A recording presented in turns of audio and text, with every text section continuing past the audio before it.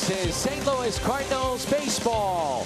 This afternoon, an exhibition game as the Kansas City Royals come across the state to take on the St. Louis Cardinals. And welcome to Busch Stadium. Welcome to the broadcast booth. I'm Dan McLaughlin. And yes, we are delighted to bring you baseball this afternoon on Fox Sports Midwest. And yes, we are socially distanced. It is great to have you with us. In the booth with me today, my partner this afternoon, Rick Horton. Rick, great to see you. We've got baseball, don't we? Isn't that terrific, Dan? It's great to be near you. I guess that's what I can say. But it's also great to be closing in on opening day. I know the Cardinals are ready for it. They're really ready to play a team other than themselves. That's what they've been doing the last week or so. And baseball, opening day, right around the corner. Our fans are craving it. They want to see the players. They want to see Busch Stadium. They want to see baseball. We'll have it for you. Summer camp rolls on from Busch Stadium. First pitch lineups coming up next. Gorgeous day here in St. Louis. The Kansas City Royals and the St. Louis Cardinals in exhibition baseball here at Busch Stadium. Dan McLaughlin, Rick Horton, Jim Hayes, Erica Weston with you. 86 degrees here at Busch Stadium. It's the final tune-up before the opener on Friday night. Let's take a look at Mike Matheny's lineup with Whit Merrifield at the top. Alberto Mendesi is batting second. Then Alex Gordon, a mainstay in their lineup. Salvador Perez back at the cleanup spot after missing all of last season. Makel Franco, the longtime Philly, now with the Royals. Ryan McBroom, Franchi Cordero, former San Diego Padre. Bubba Starling, and the designated hitter is Brett Phillips. Miles Michaelis is penciled into the rotation for the Cardinals, and he'll get the start for St. Louis. His final tune-up before the regular season for the Cardinals.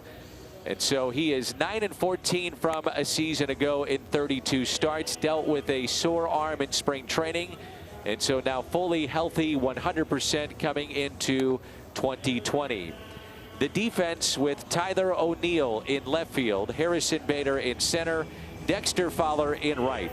Matt Carpenter, the third baseman. Paul DeYoung at short. Tommy Edman getting the start at second base. Paul Goldschmidt at first, and Yadier Molina is behind the plate. So, Ricky, what are you looking forward to in seeing this game today? Well, I'm just happy to be at the ballpark, Dan, frankly, and it's been a long 4 months for a lot of people, myself included. I know Cardinal fans have missed talking about the game, watching the game, having ideas about who should be playing and playing where, and now those ideas get back in motion again. And it's just exciting to be at the ballpark. So the first pitch is strike, and we are underway. Whit Merrifield was selected as the Royals' lone representative in the 2019 All-Star game. Replaced Mike Trout, had a huge season. Career highs in games, runs scored, hits at 206 hits a year ago. And the fastball misses. And it's 2 balls and 1 strike. The crowd is being piped in. There are no fans in the stands, so obviously a very unique look to 2020. And we should say, Dan, the Cardinals have been very good at all of the social distancing measures. You wouldn't expect anything different from the Cardinals organization, but when you get to the ballpark, everything is different until the game starts. And Matt Carpenter said the same thing about, from a baseball standpoint, a lot of different things in play. Hit out to left field, well hit. O'Neill back, he'll look up, and it's off the wall. Played it perfectly. A strike coming into second base. And standing up, it's Whit Merrifield with a leadoff double on a 3-1 pitch.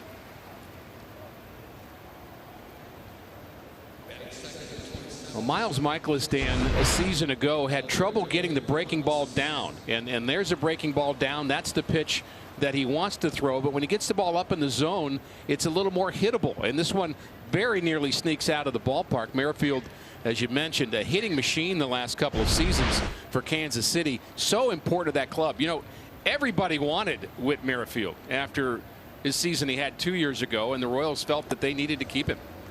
There's a breaking ball and a strike to Mondesi. Some of the players wearing masks, others not. And we'll see if that continues throughout the summer. Hot summer months. And a race to the finish. Everybody's in a pennant race with 60 games.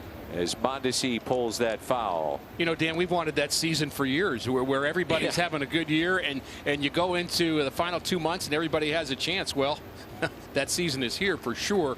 And again, a very crazy 4 months filled with a lot of things for a lot of people, a lot of hardships. And, you know, baseball's not the final answer to everything. But, I mean, the idea of maybe having a little more balance in our life and have something to talk about that's a little lighter is probably a good thing.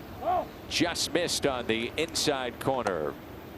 Mondesi, the son of the '94 National League Rookie of the Year, Raul Mondesi, in that long string of Dodger Rookies of the Year.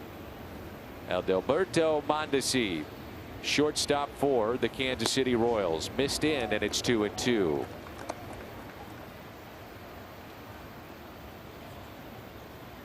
Not ideal with no fans in the stands and the crowd being piped in, but certainly it's baseball and it's back.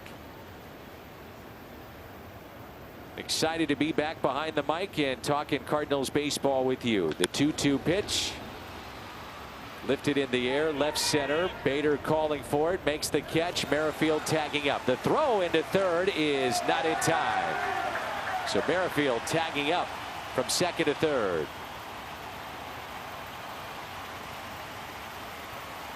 Let's take a look at our Hyundai pitch arsenal on Miles Michaelis. And there's his pitches. He has 4 of them, but I do think the slider is his most important pitch. That was his wipeout pitch when he was 18-4 2 seasons ago and had a 2.83. He was an all-star. And one thing you know about Miles Michaelis, you're going to get that 4 pitch array, but you're going to get strikes from everything. He does not walk batters. Well, a season ago, Alex Gordon led the league in hit by pitches, 19. Infield is drawn in here in the first inning. Remember, Ricky, how he started to lay the bat down almost parallel to the ground and changed his batting style, and it really benefited him as his average jumped up to 266. Really good player when he was younger, and I think he was at a crossroads. I mean, he was starting to go in the other direction in terms of average and production, and here he is hitting third again. And you know how good a defensive player he is. 7-time Gold Glover. Was drafted as a third baseman out of Nebraska. That did not work out. Moved him to left field, and he's become one of the best left fielders in the game today. 7 outfield assists just a season ago. Merrifield is your runner at third base here at the top of the first, and no balls and 2 strikes. Missed down and in, kept in front by Yadier Molina, 1-2. You hear me say all season long that I think strikeouts are overrated, but not when there's a guy at third base and 1 out. This is the time where Michaelis is going to try to find the wipeout pitch, and that's probably not the fastball. Fastball is a pitch that a big league player is going to put in play at least, and the idea is to try to get a swing and a miss here. And the 1-2 pitch. Gordon in the air, should be plenty deep to score the run. Under it, Bader with the catch. Merrifield will tag up, and it's 1-0 Kansas City. RBI Alex Gordon, 1-0. Well, he does indeed throw the fastball, but he doesn't hit the spot, Dan, that Yadi wanted. Yadi called for it up out of the zone. He tried to get the swing and the miss way up, and the ball was not up enough. It's more like belt high, so Gordon's able to elevate, get underneath it, and get the run in. Big addition for Kansas City is Salvador Perez. Missed all of last season with Tommy John, the catcher. Another great defensive player for the Royals, and now their cleanup hitter. Did he become 30 years of age pretty quickly? He did, and it seems like he's been around for a long time. That's true.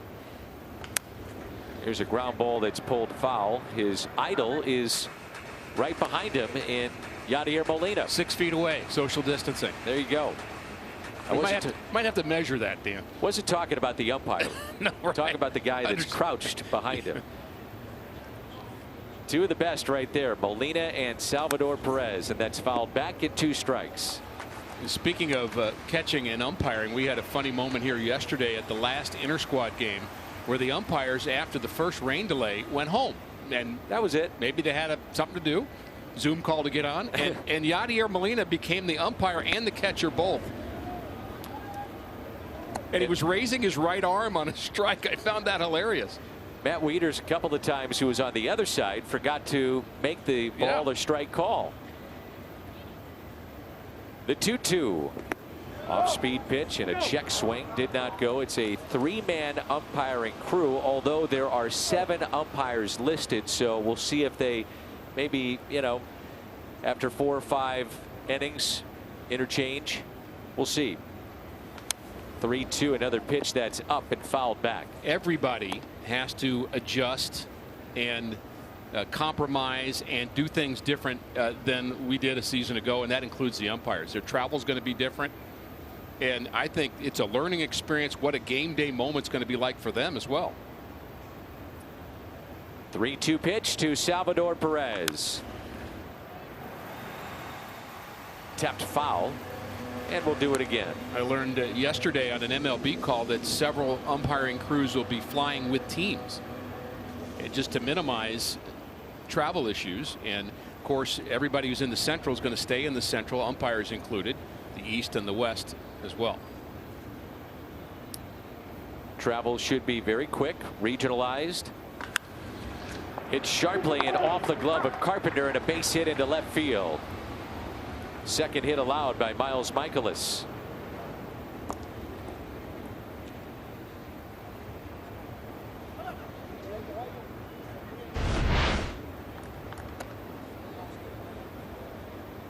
Perez putting it in play, and good things happen. Good attempt by Carpenter. He actually read that ball well, laid out for it, and just missed it off the tip of his glove.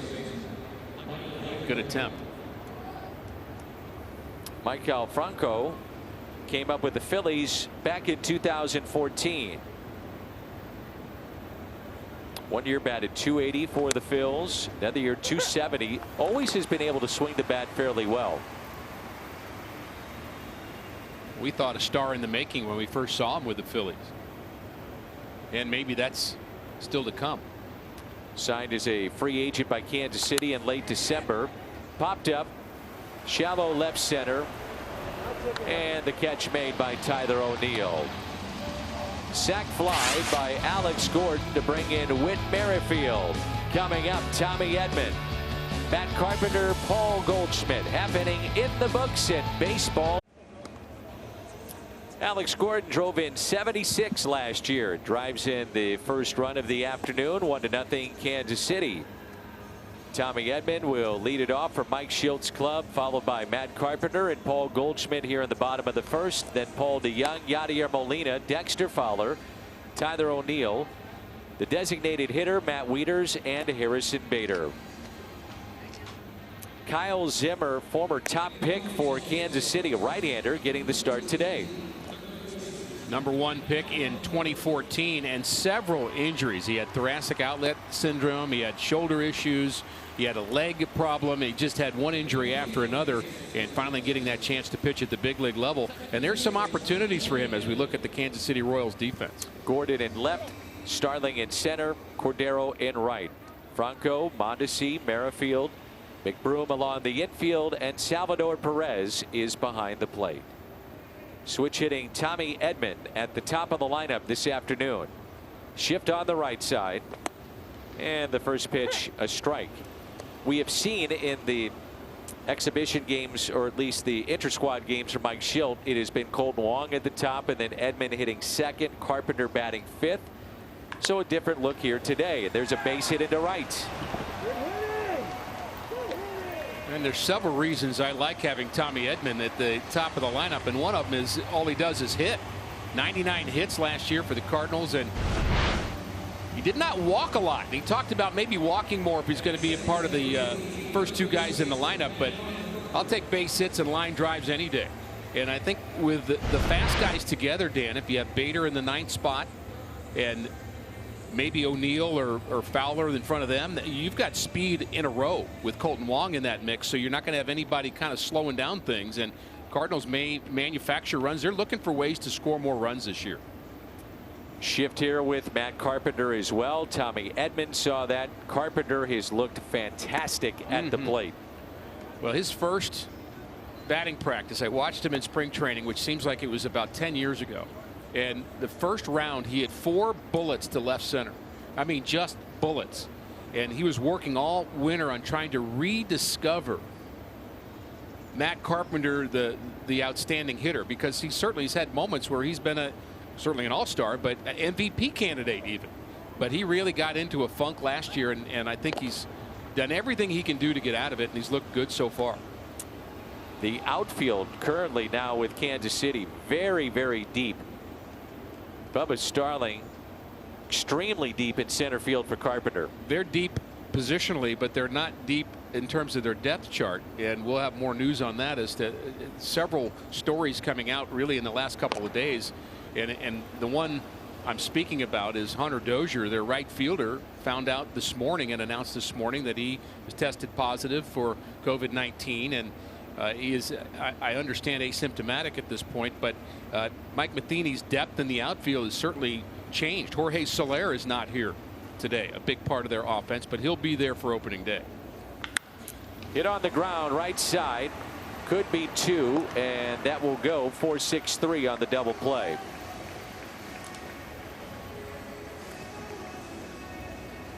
Turn to Rick Horton's Toyota, key to the game.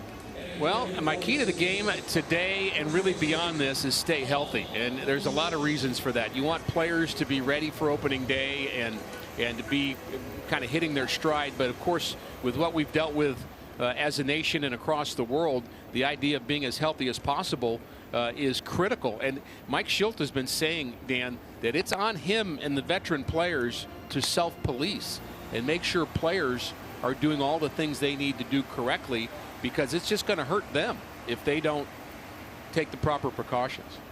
Here's Paul Goldschmidt. His second half was terrific. 267, 18 home runs. He drove in 60. Those 60 runs batted in. Third best in baseball behind Rendon and Nelson Cruz. And Goldie lifts a high fly ball out to left. Gordon on the track in just enough room and makes the catch. So single by Edman erased on the double play. Goldschmidt flies out, and we played one. Cards down 1-0 as we head to the top of the second over at Busch Stadium. The Cardinal players are glad to be facing somebody else, but make no mistake, they love playing those intra-squad games. Now, obviously, not a normal spring training. Nothing is normal about the 2020 season, but the Cardinal players were saying the intra-squad games were actually much more intense than a run-of-the-mill spring training game. Miles Michaelis told me this of facing his teammates in an intra-squad game. Yes, we're teammates, but for that short amount of time, I'm not trying to be your friend. I'm trying to get ready for the season.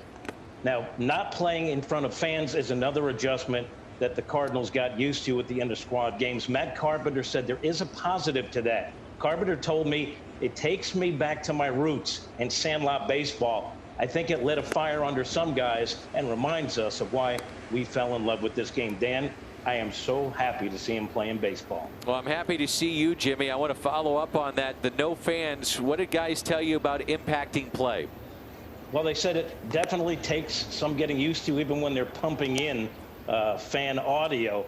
But Paul DeYoung brought up a good point. He said when you're playing and there's not 40,000 screaming fans, it does take a little of the emotion out, and he expects hitters to be more patient and the game to be perhaps a little more cerebral for guys. All right, Jimmy, thank you. Good to see you. Glad that you're safe and healthy. We're also going to hear from others throughout our telecast as Ryan McBroom flies out. And it brings in Franchi Cordero, who was acquired from San Diego, for pitcher Tim Hill. First time that we're going to see him this afternoon. What do you think, Ricky? I mean, playing in front of no fans. I'm assuming you dealt with this in the minor leagues. Not to maybe this extent, but, you know, maybe 100, 150 fans in some of your games? Yeah, well, there were also some games in the big leagues back in the day. I think about Montreal in particular. There were some days where you could hear crickets. And, I mean, not a lot of noise there, not a lot of fans there. And what you have to do is you just have to mentally remind yourself, this counts. This is the big leagues. I mean, there are people that are going to be writing about what we do here today, and it's going to, your stats are going to count, and you have to really be strong mentally, I think, and that's maybe the cerebral part that Jim and Colton were talking about is you have to be very strong mentally. I would say if you're not, you could really kind of get lax and maybe not focus as well as you need to. I also think that we'll be adding and mixing and trying things during our telecast. We'll see how that goes throughout the season. Some things we may like, keep them. Some things we'll try, maybe not like, and get rid of them. Who knows? It's kind of a blank canvas 2020, isn't it? Bubba Starling here, the center fielder.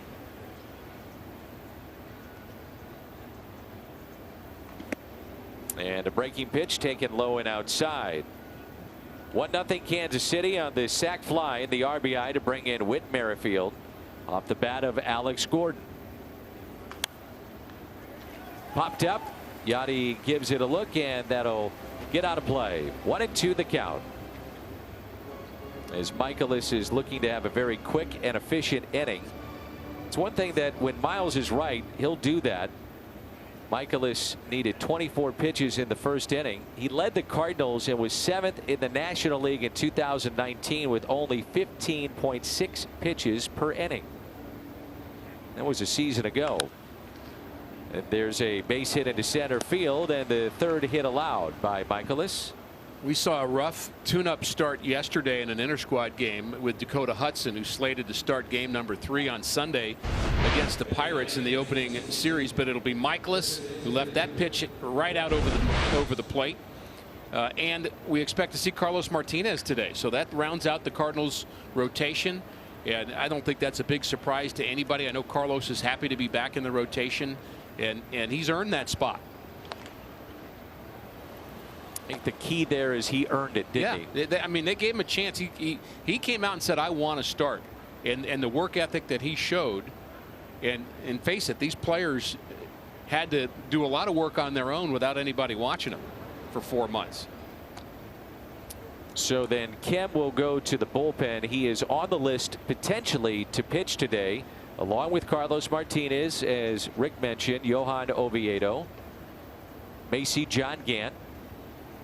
So 2 outs, breaking pitch, drops in for a strike. There is the rotation. Jack Flaherty game 1, Wainwright game 2, Hudson, and then on the road against Minnesota. That Minnesota club is loaded, that lineup. A lot of thump. It'll be an off day on Monday, but then Michaelis would go in game 1, and then you'd see Carlos Martinez. And you hope for continuity. You look at the starts of those first 4 guys on that list, with Carlos, of course, spending time in the bullpen and being hurt. But first 4 guys, 31+ starts, each one of them. And nothing makes a pitching coach happier than being able to count on his starters every 5th day. Being healthy, being ready, being capable.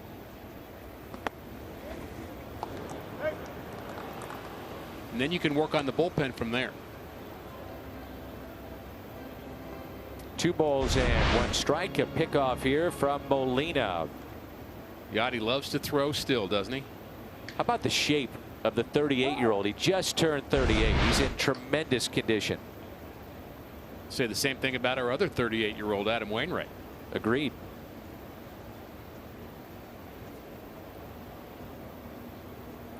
The 2-1 pitch to the 9th place batter, Brett Phillips. Had 65 at bats a season ago for Kansas City. Hit 138, couple of home runs, and drove in 6.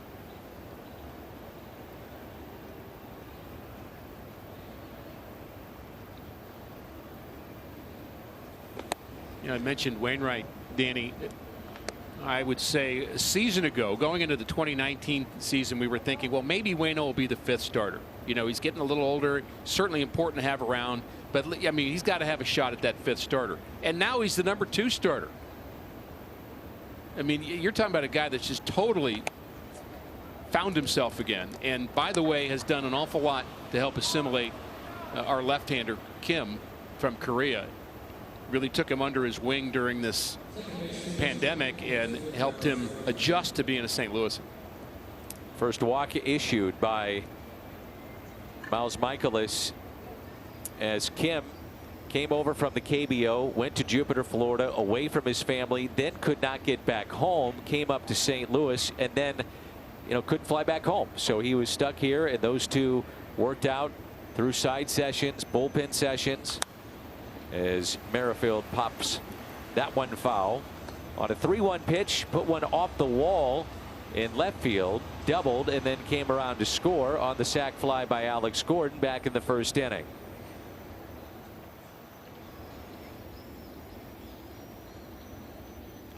Many of the players, we should point out, are socially distanced, not only in the dugout, but there are extensions down the left and right field lines. They put those in yesterday, canopies, if you will, that are in the seats that allow the players to go down the right and left field lines. Some stadiums are building them up back away from the dugout, and others down towards the lines. But you know, we're going to see a lot of things that are different, and of course we all are hoping for that day where we can go back to a little more of a normal situation. But again, you have to adapt if you want to have baseball, and Cardinals, MLB, everybody trying as hard as they can to bring Major League Baseball to the fans. Blocked by Molina, and it's 1 ball and 2 strikes. So you can help me with one thing. I was under the impression that we would not have bat boys or ball boys. I didn't think we would, but we do have them today on both sides. I'll have to check on that. Agreed. I didn't think we were either. And maybe we'll get word before the afternoon is through. 1-2 the count with 2 outs and 2 on. The next by Michaelis. He struck him out, and the first strikeout for Miles.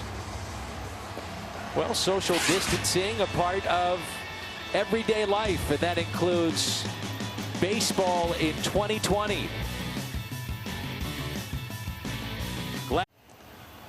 Well, think you know who will start the 2020 season with a victory. Predict the winner of every opening day game, and you could win $100,000. Play MLB Opening Day Pick'em before games begin on July 23rd and start your season with a W. No purchase necessary. Restrictions apply. See official rules and enter at MLB.com/pick'em. New pitcher in for Kansas City. This is Foster Griffin, the 24-year-old out of Orlando, Florida. He was selected by Kansas City first round, 28th overall pick, and that was back in 2014.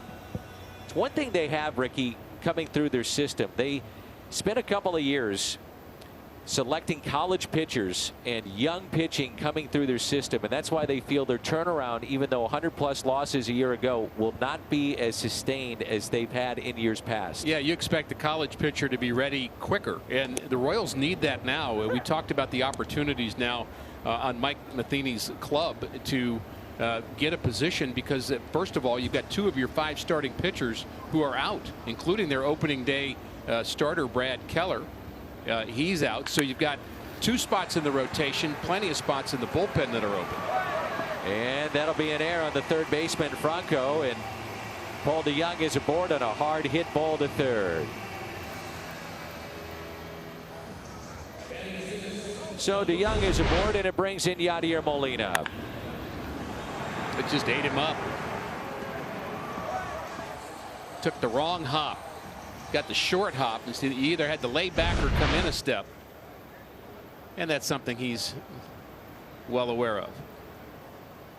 1,983 games, 4th most all time in a Cardinal uniform for Yadier Molina. So within the first week or so, he'll pass Ozzie Smith, 3rd most all time in Cardinals history. You got Stan the Man, Lou Brock, Ozzie Smith, Yadier Molina. Mentioned it earlier. If you haven't seen him, look at this man. Number 4, it's still going strong. Base hit into center field as DeJong will stop at second base. Just the shape that Yadi is in, Rick. I mean, he's in better condition, I think, right now than he was in spring training. And he was in good condition then. So you got to applaud him for that, because that's all just self-determination, and he doesn't have a lot of people around him making that happen. He's doing that on his own. And of course, Yadi is very much his own guy. And there was a time in his career where I think he maybe got a little too thin. You know, he was bigger when he was younger. Then he got made too thin in some ways. But he's got such an athletic body right now. And again, for a 38-year-old, I applaud his commitment. That will get through Perez, and the runners advance to second and third with nobody out. Dexter Fowler at the plate.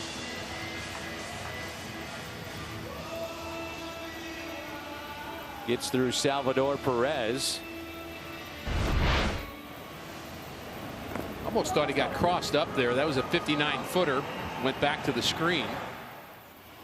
RBI opportunity for Dexter, who had 67 last year. I would say a little underrated the power numbers of Fowler in 2019. Those 67 runs batted in set a new career high. 19 homers, and those are pretty good numbers.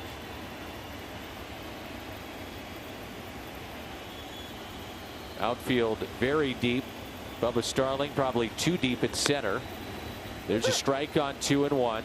I saw on social media yesterday that Dexter, like so many other players, you talked about Kim earlier, but Fowler and his family choosing to be apart during this season just for everybody's protection.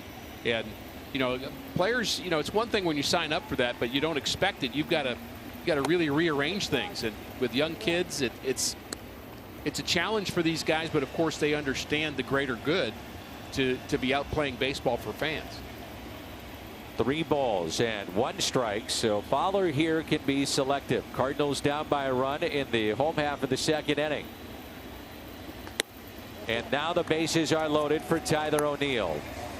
It would seem, Ricky, that Tyler O'Neill will get the first crack at left field. Well, I think he deserves that. I mean, he really was first in line when they traded for him. The Cardinals gave up a guy that's a frontline pitcher for the Mariners in Marco Gonzalez, with the idea that we're getting a everyday player that we're going to expect to be a big leaguer for several years, who just tore up AAA for the Mariners, a young guy named Tyler O'Neill. Big power potential. Can outlift you, Danny. Oh yeah, by a wide margin, I would guess. I would hope. A few years ago, it would have been tougher. Bases loaded. DeYoung reached on an air. Molina the single to center, and Fowler the walk. All loaded up and nobody out. And the 0-1 to the backstop and right back to Perez. I think he's crossed up again there. I think that Perez was expecting something down. I think there's a miscommunication. He's looking down, the glove's on the ground, and the ball is not. It was a fastball, and he was late getting up for it because he was expecting a break. Perez is too good a catcher to not catch that ball unless he was looking for something else. O'Neill hit .345 here at Busch Stadium, but just .205 on the road. We'll see if that carries over. Good cut. Swung through a 92-mile-an-hour pitch. And for fans that may have missed us talking about it in spring training, which again seems like it was years ago, Tyler dropped 8 to 10 pounds during the offseason and took away some of that strength we were talking about because he wanted to be more athletic, more agile. Fouled back. You don't need to hit the ball 550 feet. 530 is enough if you can hit it more often. He was traded by Seattle for Marco Gonzalez. Marco Gonzalez, by the way, Seattle's opening day starter.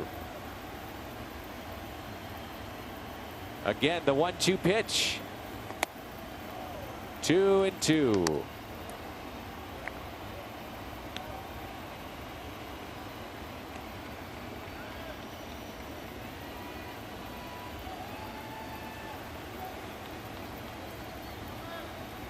They're all loaded up, and the next to Tyler. O'Neill hits it out to left. That is trouble. That ball is down. One hopper off the wall. 2 runs will score. Fowler to third. Tyler O'Neill drives in 2, and a 2-1 St. Louis lead.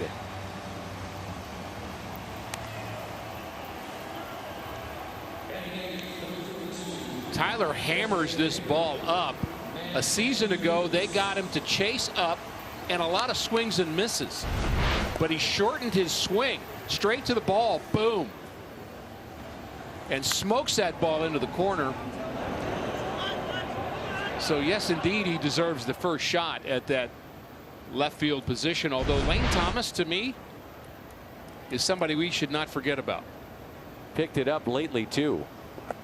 He's had some good at bats in the last 2 inter-squad games. Runners at second and third. Fowler, your runner at third base. O'Neill at second, and now Matt Wieters. It looks like the Cardinals will carry 3 catchers, Yachty, Wieters, and Kisner, on the 30-man roster. as Wieters hits it out of play.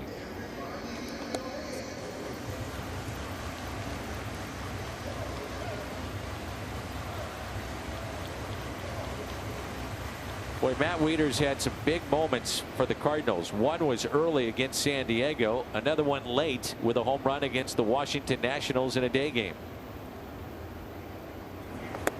Pulled the string, but this was early. Both were day games. Cardinals needed this. Just stay fair, baby, and it did. June 30th against the Padres. I remember that home run because the camera could barely find it. It was so high and so deep in San Diego. Got everybody dancing. Another changeup. Back-to-back changeups from a lefty. You really don't see that a lot, do you, Ricky? Well, not from a guy that's supposed to be a flamethrower. He throws 92, 93, which I guess is not a flamethrower anymore. But, you know, honestly, he's got to find something to get some outs here because he's getting an opportunity here and has a lot of promise. Again, a #1 pick. He's got to make it at some point, but he's going to have to get some outs here. And there's several Royals here at this ballpark today, Dan. We were told prior to the game, several Royals who will not be going on the flight to Cleveland for their opening day, but they'll be getting on the bus to go back to Kansas City to be a part of their taxi squad, if you will. Another changeup. And a strikeout of Wieters. Cardinals, by the way, have already opened up their satellite camp in Springfield, which will be run by Jose Oquendo. You won't find a better guy to teach the fundamentals to young players. With the passing of George Kissel, there is nobody I would rather have do that camp than Jose Oquendo, who learned from George Kissel. And the idea is he's going to have some guys at that camp, Dan, that are too young to be in the big leagues, but they're too good of prospects not to get some work. Guys drafted this year, last year, and he's going to have a lot of one-on-one and solid time with them. I'm just thrilled about that. Talking with Randy Flores the other day, who had an exceptional draft. Not only the quality of the draft, but those players were signed, and some of those players will be, as you mentioned, at that satellite camp. Here's Bader, and it's 2 balls and no strikes. Harrison is in the 9th spot in the Cardinal lineup. Runners at second and third with 1 out. 2 balls and no strikes. The double with the bases loaded by O'Neill to make it a 2-1 St. Louis lead.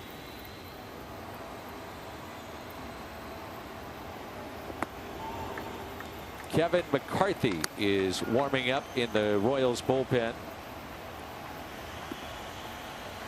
It was 105 miles per hour off the bat of Tyler O'Neill, his double to left. 3-0. Bader was swinging on 3-0 the other night. Let's see if they turn him loose. They do. Popped up, and it's hit out of play. I think you could say the same thing about Bader that we said about O'Neill. His stroke seems to be a bit shorter, and you can have a short stroke and still hit the ball 105 miles an hour. I mean, if you're more direct to the ball, and I think that's what we saw from O'Neill and his at bat, and I think that's what Bader's trying to do now.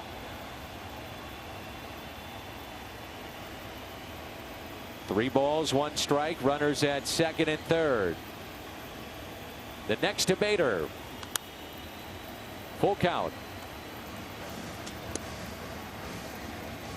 We talk about a short swing, Danny. The value of a short swing. If you're from the pitcher's point of view, if you know a guy's got a long swing, your late movement will strike him out. You just see it. You can see it from the mound. The swing's so long, once you get it started, you can't adjust it. And if it's long, you're vulnerable. And the bases are loaded again. The second walk. Cal Eldred, the pitching coach with Kansas City. The staff of the Royals really does have a St. Louis flavor. You've got Mike Matheny as the manager, Cal Eldred pitching coach. You've got John Mabry as a coach down there too. He's their major league coach. The hitting coach is Terry Bradshaw, who played for the Cardinals. Not the football Terry Bradshaw, of course, but Terry Bradshaw was a Cardinal for a short time.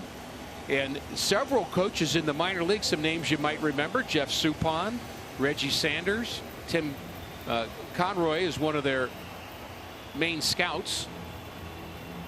And there's several others. There's several other former Cardinal people that are working in the minor leagues, although when I say working in the minor leagues, they're not working right now, other than the satellite camp. Jason Simon-Tachi. Jason Simon-Tachi, who is part of that camp.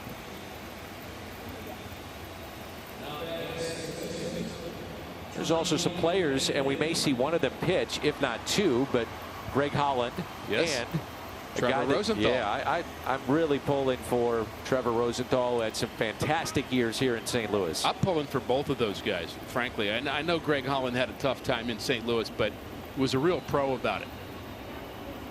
Here's Tommy Edman, switch hitter, and the bases are loaded. He singled to right from the other side of the plate back in the first.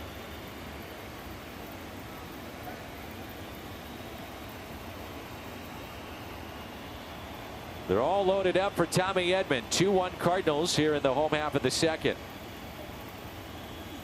And Edman hits a high fly ball out to Alex Gordon. Gordon circles, makes the catch, throw into second base. Bader is running, and he is out. And will the run count? I believe it does not count. I think they said the run did not count. I think they tagged out Bader before the runner crossed the plate. Very, very close, but I don't think it counts. So that'll be a double play, and Fowler did not score from tagging up all the way at third. Louis Cardinals baseball on Fox Sports Midwest continues on this Wednesday afternoon as Miles Michaelis having a little fun. He was headed out to do his bullpen before the game, and he was tipping his cap to no one. Well, you got to have a little fun at the ballpark, right? Well, I guess whatever is in your brain, I'm sure he was imagining there were 40,000 people. Whatever it takes to get you ready for a start. It'll be Mondesi, Gordon, and Perez, and the first pitch taken high. So the run does not count. Now, if Dexter Fowler would have crossed the plate before the tag was applied on the double play, run scores, but apparently not. Several things went on that play, and one of them was Bader was actually safe at second, and there's no review at this point. We're not going to bother with that, but he actually beat the throw, as we saw in the replay. But he was deked because he thought the center fielder was going to throw to third, and so he thought he could make it to second. So either Fowler has to run all the way through home faster, or Bader has to not go. One of the two things has to happen. You can't give up that run. Here's a 1-2 pitch to Mondesi, fly to center, first time up. I'm sure that'll be something that's addressed in ball talk. Yeah, which is still going on now with Mike Schilt. Isn't that terrific? I mean, it may be a little more complicated with social distancing to make all the things happen as players kind of come in and out of the clubhouse in waves, Danny, we understand. Strikeout of Mondesi, and back-to-back Ks for Miles Michaelis, and he has 2 here this afternoon. St. Louis Cardinals baseball on Fox Sports Midwest is brought to you by Bud Light Seltzer, unquestionably good, and by Ford, the official car and truck of the St. Louis Cardinals. Along with Rick Horton, I'm Dan McLaughlin. Our first telecast since all the way back on March 12th when things were shut down.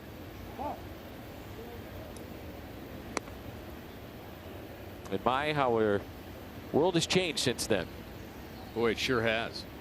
So we have baseball back, and great to be back with Rick. And we will have Brad Thompson, Jim Hayes, Erica Weston, Jim Edmonds, our entire crew back with you.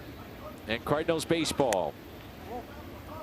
Alex Gordon, a sac fly to center to bring in Whit Merrifield with our first run of the game back in the first inning. Rick Ankiel will join me for our first pregame show on opening day on Friday night. Looking forward to that. It's one of the values of Zoom now. We're able to kind of have more of our crew in on more of the pre and post situations, and it'll be good to connect with Rick.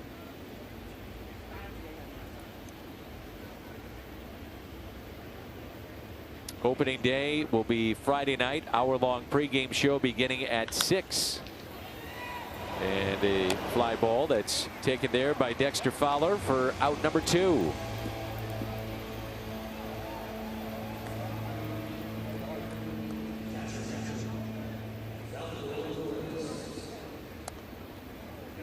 Salvador Perez, a base hit to left field.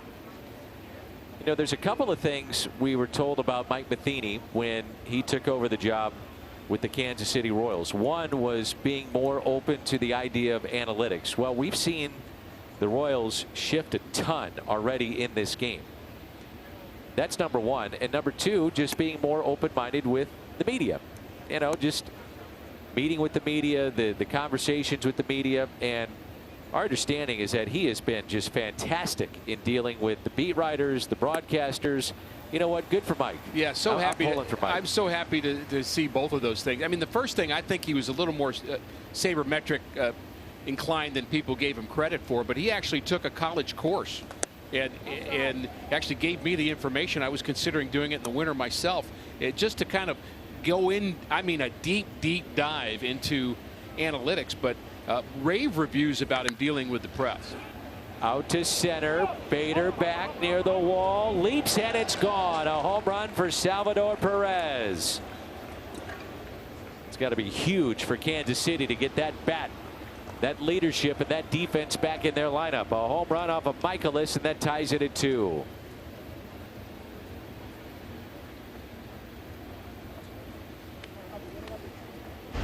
That's pretty good power to straightaway center field. 27 home runs the last time we saw Salvador Perez in the big leagues. And good extension. And I imagine that ball's going to sit up there on that grassy area over the center field wall for a long time. I don't know who's going to go get it. Good point. I mean, isn't that a terrible reminder for a pitcher? You sit down in the dugout and don't you want to say, somebody go get that? Not seeing a lot of high fives. I've been seeing the foot fives. Yeah, right. And what if it's regular season and that's somebody's 300th career home run or some milestone? Well, I think somebody's going to get it right now. Oh, look at that. I see a gentleman maybe waiting between innings so that he does not get the batter's eye view. I don't recognize who that is. Not many people here, Dan, with kind of limited number of people that could be. Yep.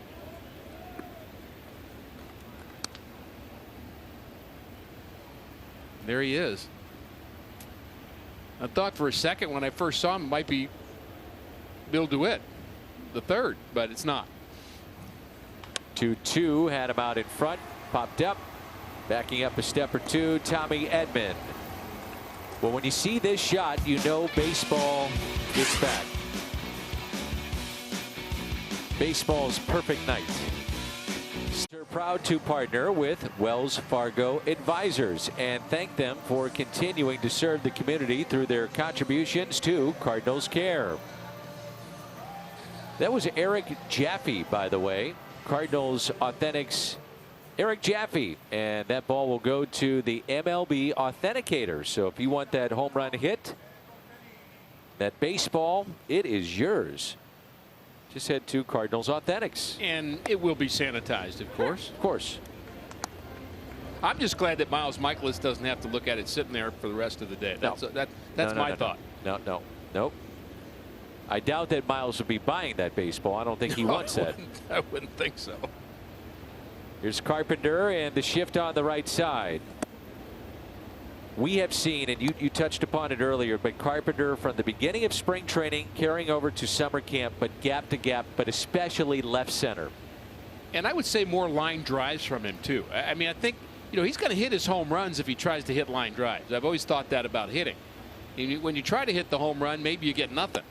But if you try to hit a line drive, you're going to hit maybe just a tad more in the center of the ball or below the ball and elevate it if it's the right pitch, the right count, all of that.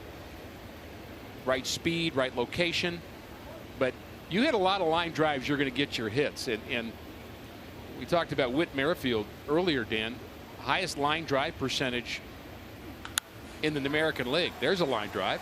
And that's lifted out to left center. There it is, the gap in left center. On his way to second, Carpenter sliding in safely. And again, that's what we're talking about. That type of swing going the other way. He's had a tremendous summer camp. And many of those hits going to left center. He waited for that ball to break, stayed back, kept his hands back, and just drove it the other way. I kind of think he's got a pretty good beard going, too, just as a side point. I have noticed. Yeah. It's gotten a little longer. So they wanted the lefty-lefty matchup, but now Mike Matheny will go to his bullpen. Kevin McCarthy will come in. McCarthy will face Paul Goldschmidt, and we'll step aside in a 2-2 game. Great to be back with you. Kevin McCarthy made the opening day roster for the first time a year ago, then optioned to AAA on April 9th, recalled May 21st, then spent the rest of the season with the Kansas City Royals. And so we'll see him, and he should be a part of their bullpen this year. He's had parts of 4 seasons with him. He's from Marist College in Poughkeepsie, New York. And I don't believe I've ever seen anyone from that college, which is about 5 miles away from where I grew up, playing Major League Baseball other than this guy. We saw him, I know, in Kansas City last year. And again, a lot of opportunities with the Royals if you can find ways to get outs. Here's Paul Goldschmidt in a 2-2 game, and a fastball, then a strike. One of the nuances of 2020 is when you're taken out of a game, Dan, not only do you leave the game, but you got to take your rosin bag with you. Also, they have told pitchers that they are not to go to their mouth, so you're not supposed to lick your fingers. You would see that more so early in a season in cold weather. Not necessarily, you wouldn't think, but out of habit a lot of times pitchers would do that. But a pitcher, though, could have a wet rag in his back pocket. Exactly.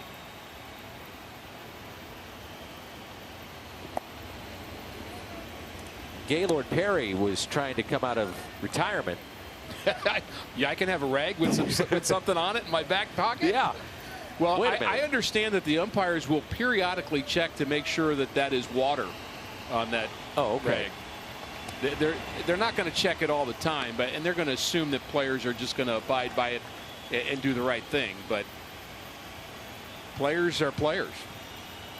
I think it's going to be hard, and I mean this sincerely, for guys not to spit. It's just habit. Baseball players have been doing it forever. They're not supposed to spit. That's outside, 2-1. And on the rules conference call that I was on 2 or 3 days ago with MLB, one of the things they said is they recognize that players do things out of habit, and they're going to be lenient for a while. I mean, they're going to give them warnings and say, you know, you can't do that. There's not even a fine system set up for that. They're just trying to police it as best they can and discourage players from doing what has become natural for them.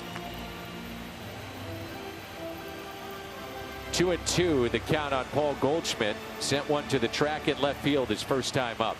No exchange of lineup cards at home plate. No paper. No paper in our booth, Dan. No paper anywhere.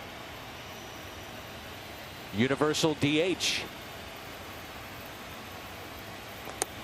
If a game goes to extra innings, the potential go-ahead run starts at second base. I understand there was an 11-page document about how to exchange lineup cards from one team to another. So you think they're not thinking about details? They are. 3-2 pitch to Paul Goldschmidt. Spoiled. That's fouled back.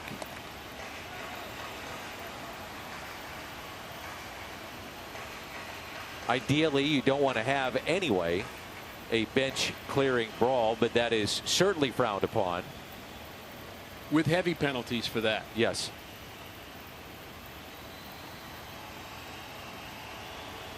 Goldschmidt pulls it foul. So if somebody hits you in the ribs, maybe players will have a little book in their back pocket and take it out and maybe write a little note for 2022. I remembered you, 2023. Buddy.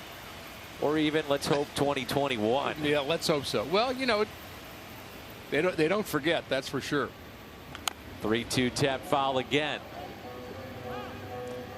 Some teams have had behind home plate, the cutouts. You know, they say, well, if you want to have a cutout, we'll make something for you for a donation to COVID relief or Children's Hospital, things of that nature.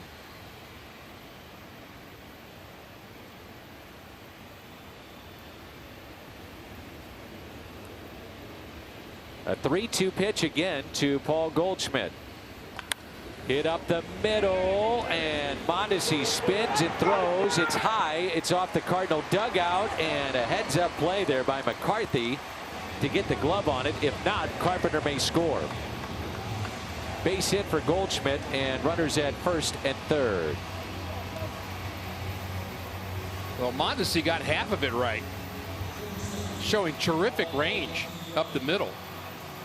And the throw was errant, and the pitcher didn't realize he was backing up where he was standing. But here's the play by Mondesi. Look at that range, and he just airmails the throw. And with the carom, the pitcher's in the right spot. Here's DeYoung, reached on an air by Franco, and scored on the double by Tyler O'Neill. Hit 30 home runs last year, most by a Cardinals shortstop ever in a season. He now owns 3 of the top 4 seasons for most home runs by a St. Louis shortstop. I am expecting more doubles and less home runs from Paul DeYoung, and I would be okay with that. Ton of room on the right side of the infield. They shift on the left. And that's lifted to deep left center. They were playing very deep. That'll score the run. Carpenter tags up to make it 3-2. I'm telling you what, Bubba Starling is playing as deep as you possibly can. He is. He is. So DeYoung drives in the third run, and the Cardinals go back on top. To your point, Ricky, any other day, any other center fielder, this is probably a double. He almost came in on that. He went straight across, really, but warning track depth in deep left center field. And again, a short stroke, a short power stroke from Paul DeYoung. Here's Yadier Molina, single to center field, and scored a run. 1 for 1 today. I would say the early opinion here is the ball is traveling in a normal way. Agreed. You always wonder about what the effects of not having fans in the stands will have on several things. The sight lines for players defensively, the way the ball may carry, also the structure of Ballpark Village, which has gotten taller, is something to think about. Well, when they changed the structure in that ballpark in Chicago, what's that called again? The one that's been around a long time? Sears Tower? Yeah, I think Wrigley. Oh, Wrigley. Somebody text me, Wrigley. Yeah. When they changed the configuration in left center there, they made that a very different ballpark, more of a pitcher's ballpark. Yachty hit by the pitch. Looked like it got him just above the pad on an 0-2. That's just a mistake. That ball's not spinning at all, almost like a knuckleball. So runners at first and second. That had to be a split. Yeah, 82 miles an hour. It was a split that splat. And it got Yachty just above the pad on the 0-2 pitch. And now Dexter Fowler with runners at first and second. Shift on the right side. Walked his first time up.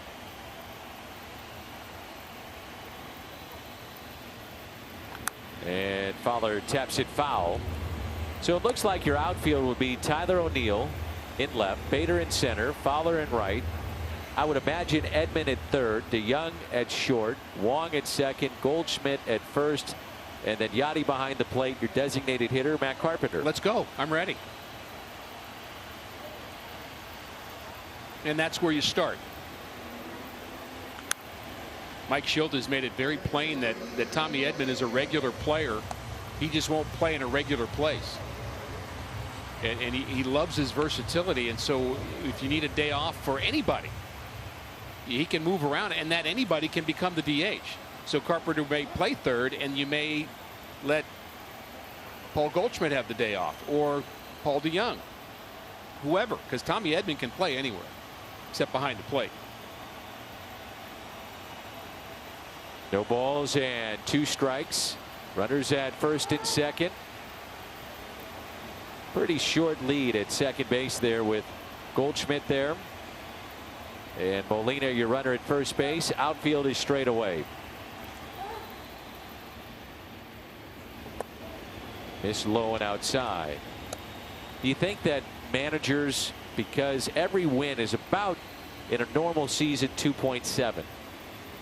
So you go on a 3-game winning streak, that's roughly 9 in a row. You lose 3, it's 9 in a row. You got quick hooks with a 30-man roster. As Fowler hits it into a double play. We'll talk about that when we come back. Be hard to be patient, I would think. Yes.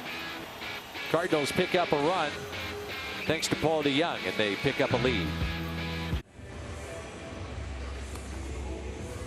Welcome back to the Cards' final exhibition game before opening day on Friday, with final roster decisions coming at the conclusion of today's game, and those rosters due by tomorrow. The next question for the Cardinals becomes, how do they keep the players that are being sent to the alternate training site in Springfield prepared if they are called back up to be with the big club? Now, this is something that Mike Schilt addressed with the media last night, saying it really comes down to mental discipline for his players. Now, he also noted that this will be the same across the board for all teams. Every team is in the same boat dealing with these alternate training sites. Now, we know that Springfield's camp will be run by Jose Oquendo, and the staff will be responsible to create a structure to keep them sharp. But Schilt added it really comes down to accountability with the player, but there will be some things that keep them stimulated and ready if they are needed back here in St. Louis. Dan? It'll be and thank you, Erica. Great to see you. And back on the broadcast, it'll kind of be a state of flux, right, Ricky, with all these teams? Flux is a pretty good word for everybody. I mean, you just need to, again, adapt and improvise, and we're going to be doing a lot of that. And teams are going to have to do that with health considerations, with where the needs are, with performance issues, and you know, the logistics become much more complicated. Instead of just shuttling players back and forth, think about how it's been the last 5 to 10 years. I mean, there's been several players that would go up and down from the big leagues several times. Well, you don't always want to do that now with travel considerations, and it's going to be a challenge for everybody. No question about that. I think they're figuring it out, but it's going to be tough.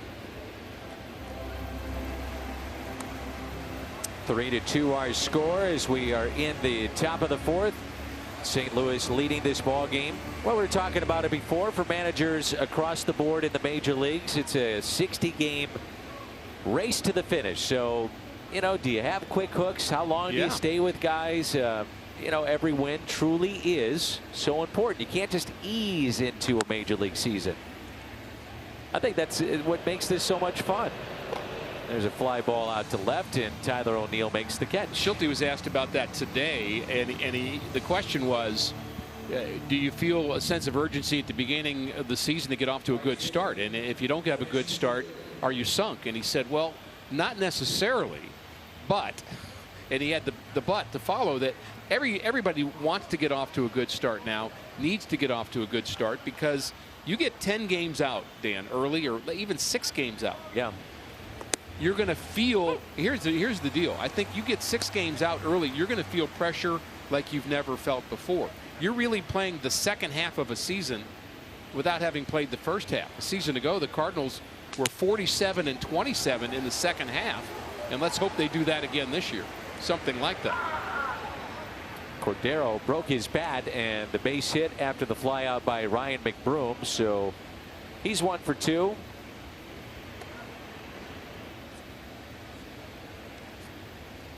Well, that bat died a hero. Jam shot. But a strong big leaguer can find a way to get a hit out of it. You and I are icing our thumbs right now. Yes, we would be. And don't think I've never done that. I have iced my thumbs, literally.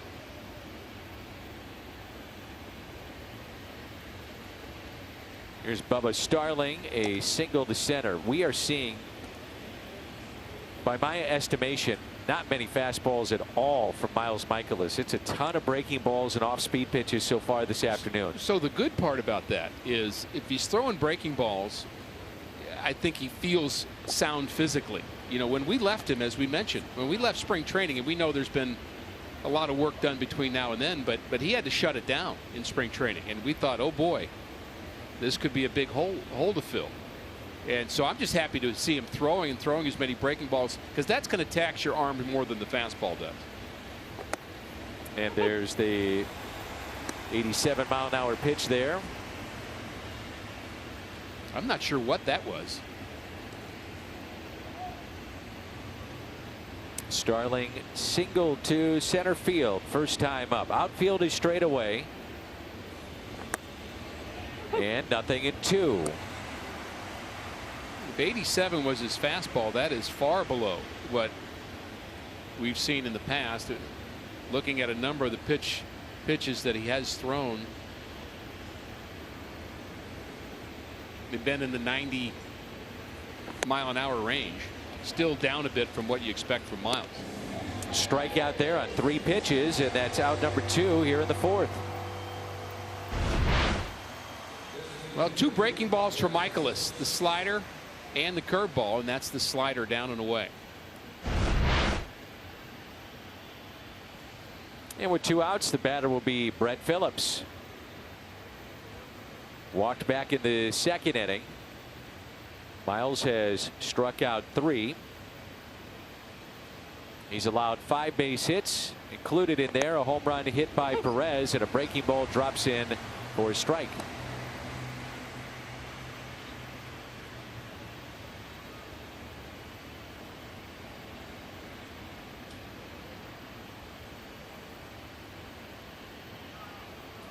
Short lead at first by Cordero. Breaking ball again. Kept in front by Yachty. 1 ball and 1 strike. You know, you mentioned the breaking balls, and now that's a little concerning.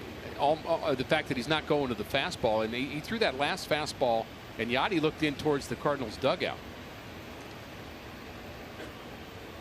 And let's hope that's just a coincidence. Maybe he saw something different.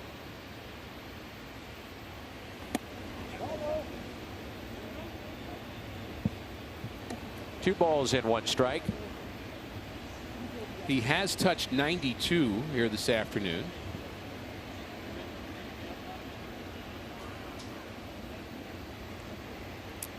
Cardinals and the Royals will see each other in interleague play this year.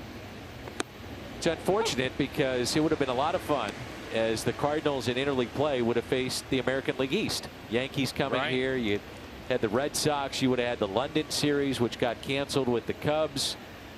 But you still do have the Field of Dreams series, or at least game, that will be held in Iowa. There's another strikeout for Michaelis. So gets a couple of strikeouts, and that's 4 here this afternoon. Coming up for St. Louis, it's O'Neill, Wieters, and Bader. 3-2. Our score is 3-2 in favor of the Cardinals. 5 hits aside as we move to the home half of the 4th inning. Back in the 2nd, this is StatCast powered by Google Cloud. 105.9 miles per hour off the bat, launch angle 24 degrees, and that was with the bases loaded, and that would score 2. And that gave, at the time, the Cardinals a 2-1 lead. Kansas City tied it up 2-2. Cardinals have taken the lead 3-2. And again, StatCast powered by Google Cloud.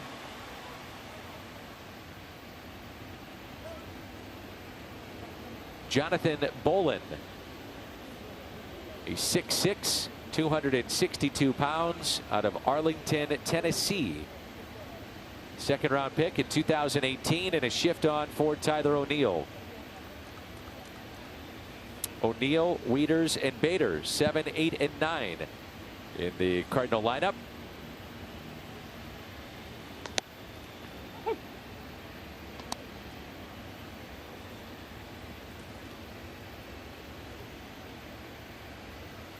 The first pitch, a strike. And that RBI double came with nobody out back in the 2nd inning. Good pitch. Slider at 88. Isn't it amazing? Got 88-mile-an-hour sliders. And I was looking at the draft this last year, Ricky, and it was only 5 rounds. And the kids that were getting drafted, I mean, it was 97, 98 to 100, even 100 plus. That pitch at 97. I mean, just the live arms coming into the game. Well, I like his look as a pitcher. I like the velocity. Clearly, Bolaños is a 23-year-old from Cuba. And the ball gets to home plate pretty quickly, Dan.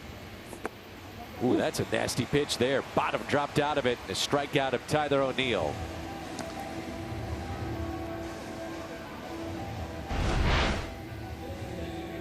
There's the bottom dropping out. It's got to be tough too on these hitters when, you know, as much as the game you rely on scouting, and I'm sure with this young man of the Royals, not much of a scouting report, much video. And all of a sudden, this guy is coming in 97, 98. Oh, by the way, you got a little slide piece. Oh, by the way, there's a little curveball. Oh, that's pretty nasty. Well, players are going to have to learn with their eyes a little more this year because of all the things that you just said. Now, it's not that they're not going to have video everywhere, but one thing that's new in 2020 is that players will not be allowed to go into the video room. There will be no video during the game for players. And I'm doing my little no video during the game dance, as you can tell. I forgot about that part that we were talking about all the way back in spring. Yes, and I'm just loving that. And I think players are still allowed to have an iPad and coaches in the dugout, but the iPad has to be preloaded, and that's always really been true. No Wi-Fi connection, but you won't see a lot of players running in and out of a video room, and they're partly concerned about that for social distancing purposes too. 2 balls, 1 strike on Matt Wieters, who struck out swinging back in the 2nd inning.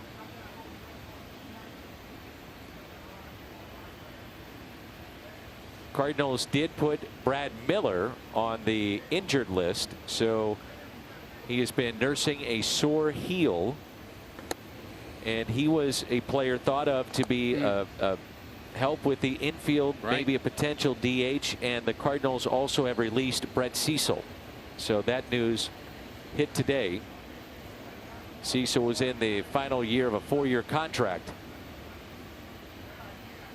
And we had the opportunity to do some games, and Brett had actually dropped down sidearm, was trying to do anything he could to make this club, just didn't work out. So Cecil, and there was some thought that the Cardinals could have had, depending on how it all shakes out. Rosters are due tomorrow morning, the 30-man roster. There could have been a situation if Cecil made this club that you would have had 5 left-handers in their bullpen. So we'll see what the Cardinals want to do, because they've got to make a decision on Gallegos, Cabrera, and Reyes tomorrow. Yeah, I don't think it'll be Gallegos because he's not really been throwing, and I hate that because he was so good a season ago, and as soon as he is ready, they'll use him. I mean, we'll see. But Gallegos has had quite a 2020. You know, Dan, when we left spring training, you know, I drove home. I'm not sure how you got home, but Gallegos drove home too. But for him, it was 1,888 miles to Mexico from Jupiter, Florida, and it took him, well, it's a 26-hour drive for those scoring at home. And he wanted to get back to Mexico before the international travel was shut down. So quite a challenge for him, and then quite a challenge for him to get back here. Harrison Bader at the plate, 1 ball and 1 strike. For some of the players, March 12th was the final game, and then it was a day or two that the complex, correct me if I'm wrong, but it was still open. Yeah. And players, with the uncertainty of what was happening, were still going and working out, trying to, you know, because the thought was, well, it's shut down for a couple of weeks, and, you know, maybe baseball gets going again. Nobody knew. Uncertainty everywhere. Right. And now here we are. That pitch in the dirt, kept in front by Perez. I would not be surprised from what I'm seeing already, and he's still very young, that this pitcher, Bolaños, who came over from San Diego with Cordero in that deal, doesn't become the guy they talk about down the road. I just like his build. I like he just stands there like a big leaguer to me. See if you can hit this, Dan. I can already tell you no. Boom. The Royals gave up in that deal Tim Hill, who had been a pretty reliable reliever for them. my understanding is he also had a pre-existing condition, and Hill had said, I was not going to opt out, even though most felt that if he did, it was understood. You know, hey, if you needed to opt out, you'd opt out, but he did not. And the Royals made this move with the understanding that they got a good bat and, as you mentioned, a live arm. So back-to-back walks here in the home half of the fourth.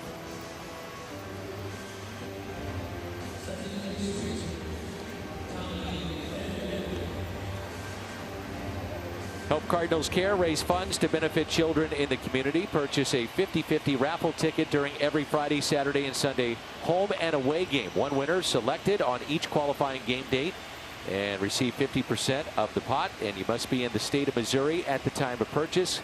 That's cardinals.com/5050 for tickets. Runners at first and second. Top of the lineup, and Tommy Edman came up with the bases loaded back in the second inning and hit a ball to left field that should have scored Fowler, but yet Bader was trying to tag up from first to second, and it turned into a double play, and Fowler did not score from third base. They shift here on Tommy Edman, and a ground ball. Nobody at the bag at second with that shift. Runners advance to second and third, and that is out number 2.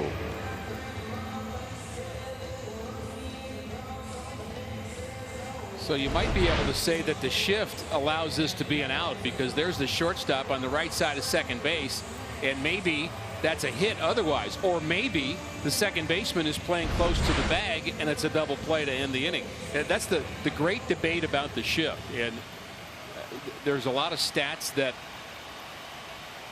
will go into proving whether or not the shifting was effective or not. And you know, I would like a stat on how effective the stats are, frankly, because it's very hard to tell over the course of a year whether or not it makes sense to do it in certain situations. Certainly there are situations to do it, but it's a very complicated job for the infield coaches to do that. Here's Carpenter, grounded sharply into a 4-6-3 double play. Cardinals have hit into 3 double plays this far. Gets rid of the glasses. The sun has been in and out of the clouds here today. First pitch was a ball, 2 outs, runners at second and third. And we know Matt Carpenter's just tore up the Royals in his interleague career, especially at Kauffman Stadium. Here we are at Busch.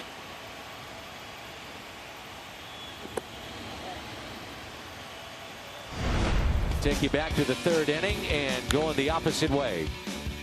Well, he let the lefty throw the breaking ball, but he waited till it broke and then hit it deep in the zone and took it the other way, and all smiles was Matt Carpenter. Seems relaxed. He does.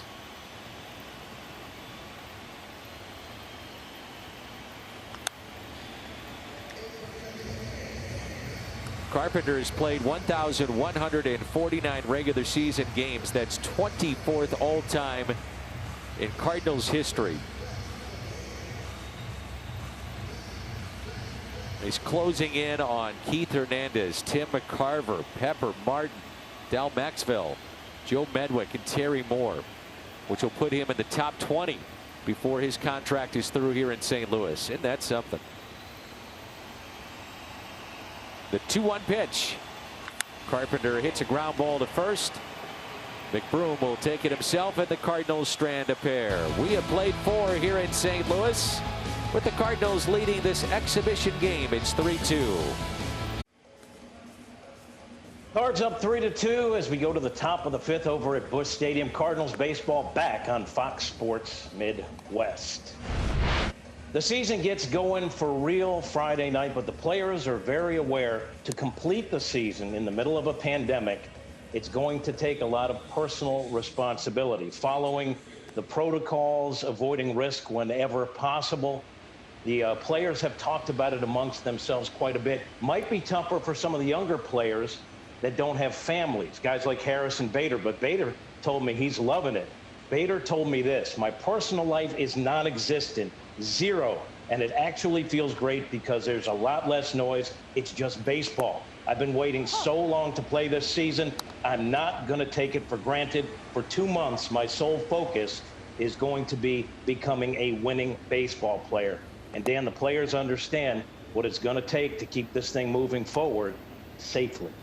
And Jimmy, I know you talked to Bader about between the white lines. What did he talk about in terms of what he wants to improve upon for this season? Well, Danny, he's a real positive guy, so he doesn't dwell on last season where obviously he struggled offensively. And he's not the first guy to say this, that when you struggle offensively, a lot of things get in your head that he was dealing with, and it became a distraction, Dan. So this season, he's trying to simplify it, see the ball, hit the ball, and just take better at bats. All right, Jimmy, thank you. Great to have you back with us here in 2020. That's Jim Hayes, and Whit Merrifield rounds out, and that's how we start playing the 5th against Carlos Martinez. I think that's such a great thing to think about is in baseball. It's such a kind of a classic thing are things in your head and then you're not playing well, or you're not playing well and then things in your head. I mean, which came first? But they really do build on each other, and it becomes such a kind of a reinforcing the negative that you can't get out of. It's so hard to do that. I don't care how many years you've played or how good a player you are. When things start off in a bad direction, you talked about Matt Carpenter seeming happier this year. Well, I think they've cleared the slate. They've cleared their mind. They've had time to do that and rediscover what they love about baseball, what they're good at. And I think that's a very healthy thing. Carlos Martinez, his career as a starting pitcher, it's kind of interesting. 118 starts, a 3.3 ERA. There's a nasty breaking pitch from Martinez as he strikes out Mondesi. And Ricky, 135 games as a relief pitcher, a lot of that done as a closer. His ERA, 3.3. I mean, he's just been very good any way you want to look at it. And he'll get the chance to start this year. And as we talked about before, he has earned this opportunity. What Carlos has been able to do in his career is he's simplified things. A very simple delivery, and almost looks like it's just free and easy, but it's helped him with command, throwing strikes, and you know, it's almost like a hitter cutting down on his swing. Carlos has cut down on his velocity a little bit, but he's gotten better as time has rolled along. And you know, he has times where he gets out of it like anybody else does, but the guy loves to compete. So the base hit there by Alex Gordon. Now Salvador Perez, who singled to left and also a solo home run to center. 2 for 2.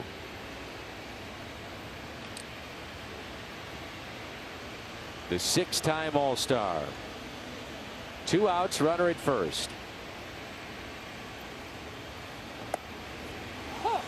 Filthy. I mean, that's why you love him. Those kind of pitches right there. Here's the Hyundai pitch arsenal on Carlos Martinez. You can get the ground ball with the sinker when he needs it. The slider's sharp. The changeup is a swing and miss changeup. And he's a great follow on social media. I've got to say, I mean, if you follow him on Instagram or you see him on Twitter, wherever you see him, especially Instagram, the dude can wear some fun looking outfits. I mean, if you're looking for a little pick me up, you know, you're having a bad day, go on Carlos's Instagram, and I don't actually have it with me right now, but find it, and you might put a smile on your face if you're having a bad day. Miles Michaelis went and started today with 4 innings, 76 pitches, 47 strikes, 4 innings, 5 hits, 2 earned, walked 1, and struck out 4 of the 18 batters that he faced. Here's a 1-1 pitch to Perez. And a strike, yet it's 1-2. You can see that Martinez the other day in the inter-squad game, he was fighting it. You know, it just wasn't as smooth. Was fighting the strike zone a bit. He looks a little bit better today. You just already see it from the onset. Well, Perez agrees. He said, wow, and frowned on that changeup. It was so good. I love that reaction. Swing and a miss, and a couple of strikeouts for Carlos Martinez in his first inning. Here this afternoon, it's exhibition baseball. We're back with you on Fox Sports Midwest. It's 3-2 St. Louis. It'll be an off day tomorrow for the club, and then we open it up for real, and that'll be Friday night. The Cardinals and the Pirates will have an hour-long pregame show for you. That'll come your way at 6, and then the first pitch of the 2020 season comes your way at 7:15. Hope you join us on your home of Cardinals baseball, Fox Sports Midwest. Looking forward to it. Jack Flaherty with that first pitch of the 2020 regular season. Scott Barlow is the new pitcher. The 6'3", 215-pounder, 27-year-old out of New London, Connecticut. Really a strikeout pitcher last year. 92 punchouts in 70 innings in those 61 games. So he really figured something out. 27 years old. Did not get off to a great start in his minor league career. You know, ERA mid-4s in the minor leagues, but last year he really put it together. And the first pitch is strike. We're underway in the home half of the 5th inning here in St. Louis. Goldschmidt, DeYoung, and Molina. Did you like Martinez as much as I did last inning? Filthy. To your point, looked like he was taking a little off. Yeah. He had a lot of movement. Control. Changing speeds very well.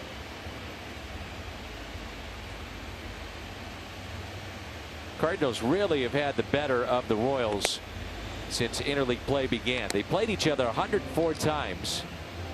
They are natural interleague rivals. Played each other every year since interleague was introduced back in 1997. Oddly, the Cardinals have played better in Kansas City against the Royals than they have here. 39-19 at Kauffman Stadium, and 500 here in St. Louis. Thinking with the Kansas City St. Louis connection, Mike Matheny, of course, can say that he's managed for both teams, but had a chat with the guy yesterday who can't wait for Cardinal baseball to be back on the air, and that was one Whitey Herzog, who can say the same thing. How's Whitey doing? Whitey's doing great.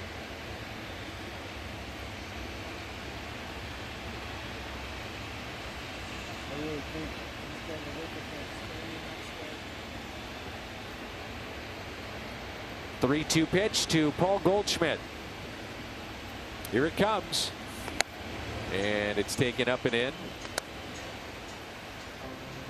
It's 3-2 up on the board. We had 3-2, and now it is officially 3-2 or 4-2. It's an exhibition, and now it's officially a walk.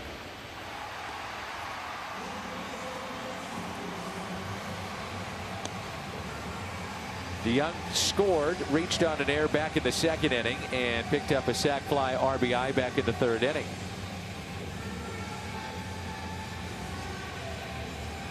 That'll be it for Paul Goldschmidt.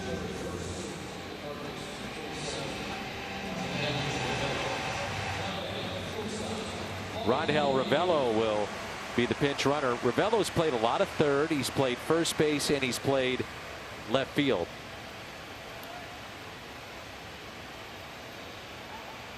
Now, some of you, I'm not calling you out. I wouldn't do that. I hope I'm not part of you. Before you get to what you're going to say, I don't want to be a part of you. Again, when you say some of you. I'm not calling anybody out here, Ricky, but during the pandemic, there are some that may have put on a pound or two. Okay, that happened. Okay, I didn't. So I'm talking about. Okay, good. And it's okay. Whew. You know, I mean, it's okay. It just happens. Rangel Ravello dropped 17 pounds during the quarantine. Wow. Talking with John Mozeliak, the president of baseball operations, the other day, he said every guy came back in shape, and there was 2 that came back in exceptional shape. And he's one of them? He said that Yadi was one that he said just when he came back and they saw him, they're like, wow. I mean, he's in extremely great condition. And he said Ravello would be the other. There's a fly ball out to deep left, and it's gone. It's a home run. Paul DeYoung takes one deep out to left. A 2-run homer for the Cardinals shortstop. 2-run homer, Paul DeYoung. And that extends the Cardinal lead.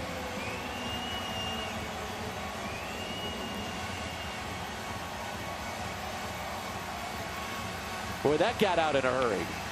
Well, I said earlier that I thought that Paulie D would hit more doubles this year and less home runs. I think he must have heard about it, got mad, and decided to go deep just to show me.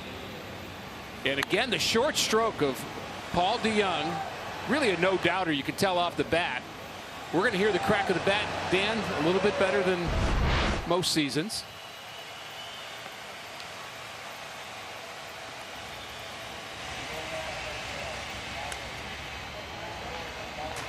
Makes it a 5-2 St. Louis lead. And a social distance celebration in the Cardinals dugout.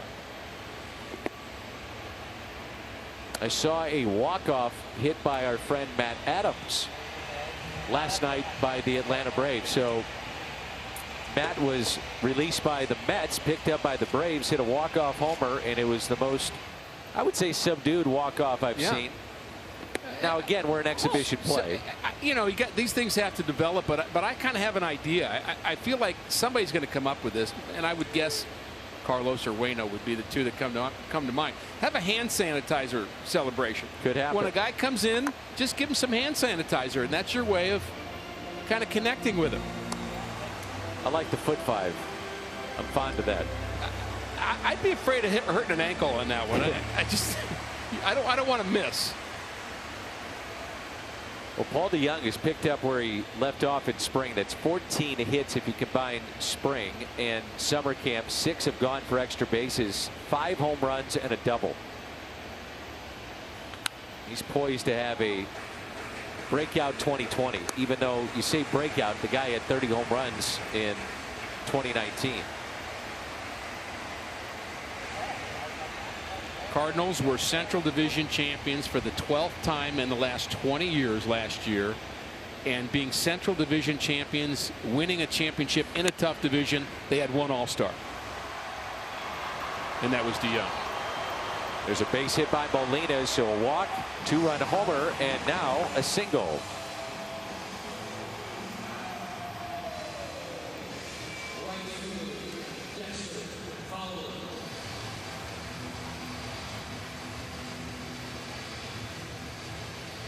There's Dexter Fowler, who walked and also grounded into a double play.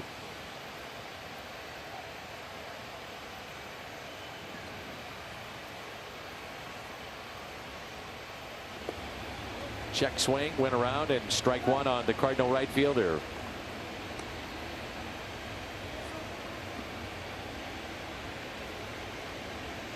And with one strike on Fowler, the Royals decide to shift to the right side. Still nobody out in the home half of the 5th. Fouled back.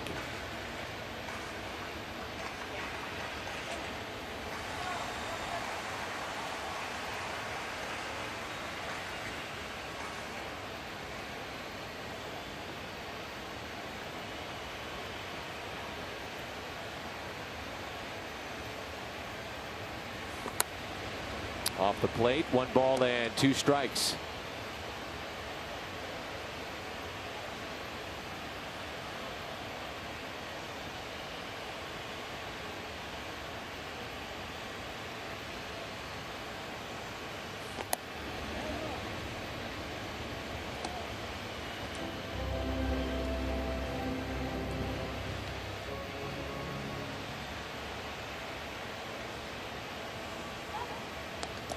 Commonly asked question for so many fans, Dylan Carlson, and at this point it's Tyler O'Neill and Lane Thomas and others. Give them their shot, and that was kind of the idea coming out of spring training too. If you didn't have Tyler O'Neill and Lane Thomas, who deserved and are ready for a shot, then you'd certainly think long and hard about putting Dylan Carlson in your, not only in your lineup, but put him in a place where he's going to get a lot of at bats, because he's a big leaguer just waiting to happen.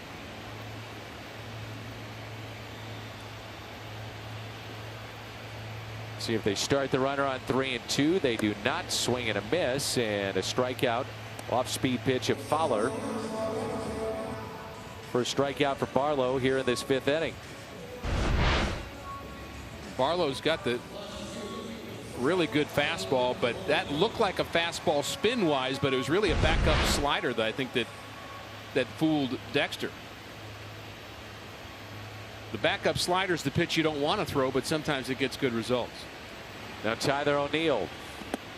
And a strike on the outside corner. O'Neill with the bases loaded. Nobody out back in the second. A double out to left, and that scored 2. He struck out in the 4th. And the 0-1. Curveball couldn't hold up. 0-2. You would love to see one of those young guys just take it and run. They might.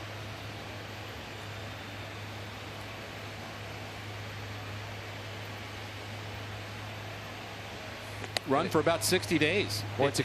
So I do think this, Dan. We've talked. You and I have talked a lot during the last 4 months, but with a 60-game schedule, you're bound to see teams in playoff baseball that you would not normally see. But you're also bound to see somebody like Tyler O'Neill lead the league in home runs, or maybe be an MVP. I'm not saying he will, but there's going to be players like that just have a really good start, feel the flow, keep on going, and they're going to be household names. And to the point we made earlier, that if you get hot for a week, you carry a team. That carries you to first place. And you get on a roll, and you keep going, you go to the part, you just keep doing what you're doing, and the next you look up, and now it's halfway into the season. I mean, it's going to be halfway into the season very quickly. All kinds of room on the right side. They really shift on the left and pitch him away. Taken for a ball, full count. Runner at first is Yadier Molina. Then the trading deadline is going to be the end of August. And so the fact that we're talking about a trading deadline during an exhibition game before the start of the season as being something that's not that far away is just very odd, isn't it? Sure is. A reminder that St. Louis Cardinals baseball on Fox Sports Midwest is brought to you by Toyota. Let's go places. And by Bud Light Seltzer. Unquestionably good.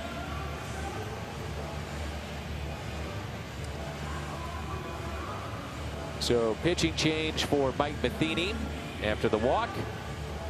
And with that, we'll step aside. Cardinals on top 5-2.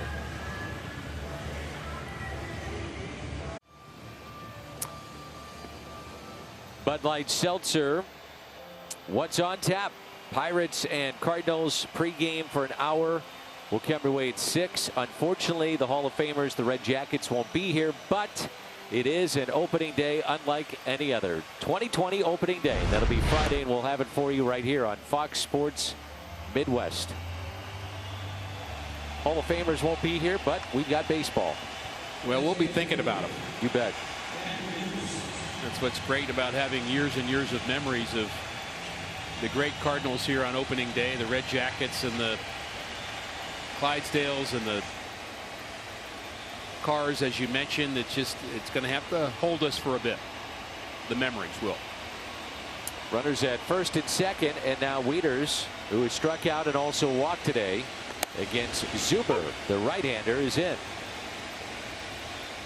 I'm not sure if you saw, Dan, that Mookie Betts signed a contract extension today for $365 million. Was it 10 years or 12? 12 years. Yeah.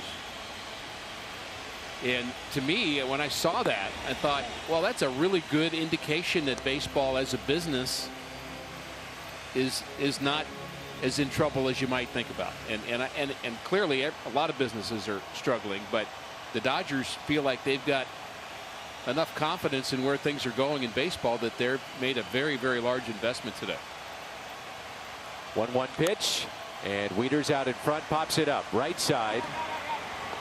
That'll stay in foul territory, and the catch is made for the out. Yeah, along the way, Ricky, when you think about just getting to this point, you know, there are some tough times. I mean, you're thinking about the labor situation, and then obviously the situation in our country, just the health and safety of players and personnel just to get to this point, and the work that goes into it daily by Ernie Moore, Mark Walsh, Adam Olson, Chris Conroy, John Mozeliak. I mean, it's just a daunting task, and you thought, could we even get here? And so for us to be on the air and having baseball today, and hopefully fans enjoying it. I know you are. We're just delighted to be here. I went from sure it was going to happen to optimistic to cautiously optimistic. Yeah. And the next step was going to be hopeful. I mean, you just don't, because you don't know really, and you know, you recognize that there's again a lot of challenges and pain and frustration across our country and across the world, and people have had to deal with very tough situations, and somehow here we are. And a fly ball lifted out to right field, and the catch made up against the wall off the bat of Bader, who has walked twice this afternoon. And that'll end the fifth. Paul DeYoung goes deep, and the Cardinals in this exhibition have a 5-2 lead.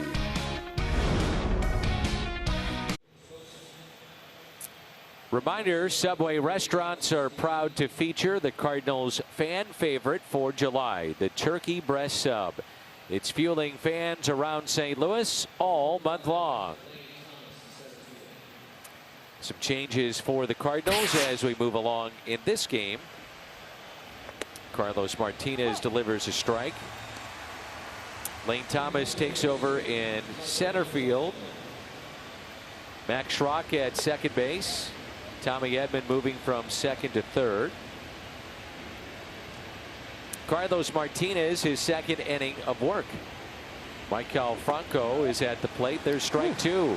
Boy, his breaking ball is very, very good today, and he's disguising it well too. You're not sure if it's a changeup or the breaking ball. Last minute, sharp break, bad swings. Even that has got good movement, tailing back in on the right-handed batter. Last inning, 13 pitches. His fastest pitch was 91, but man, he had movement all over the place. That one at 92. Two strikeout pitches were sliders.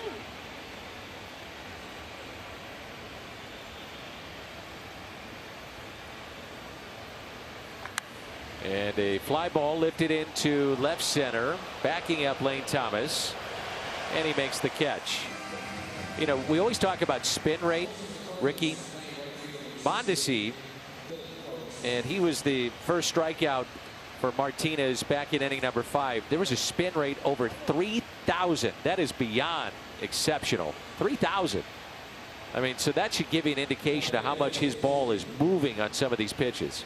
Well, it's eye-popping. We saw Salvador Perez's response to the changeup, then the slider that he saw from Carlos.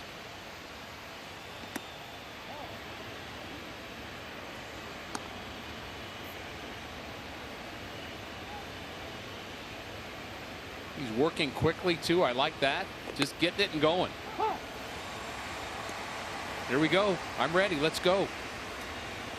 I would imagine it's by design, because the other day it was just kind of tough, you know, watching him go. That's a fair ball. Edman, long throw, a strike right at the chest of Ravello.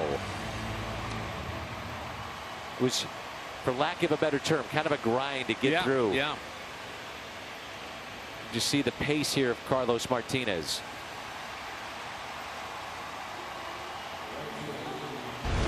Tommy Edman makes his play look easy. Really over the third base bag. This is a long throw, and how about the quick transfer from glove to hand to Ravello? That happened very, very quickly and smoothly.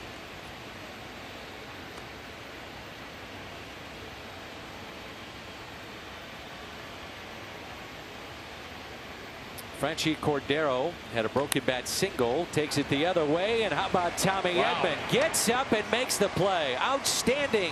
Tommy Edman to his left. Couple of fine plays down at the hot corner. Had the long throw, and this one spinning, and a strike to Ravello. Proficient is a proud sponsor of the Red Jacket Club and all of its members. Today, Proficient salutes Ted Simmons, who has been a Red Jacket member since 2015.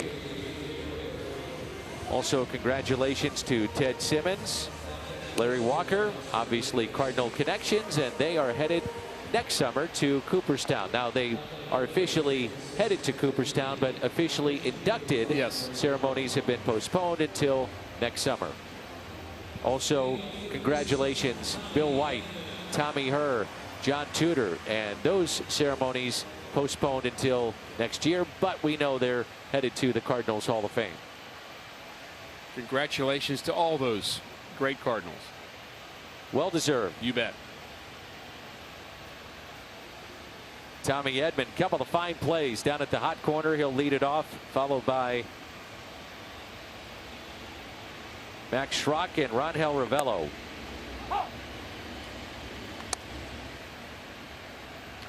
Edman is singled to right, hit into a tough double play, and then grounded into the shift. The reports have been good on Greg Holland's year so far in 2020, looking more like the confident Greg Holland of old. The fastball does not have the velocity that he used to have, but the off-speed pitches, the slider's been sharper, and it just seems like he's back competing again, and they believe he's going to help their bullpen.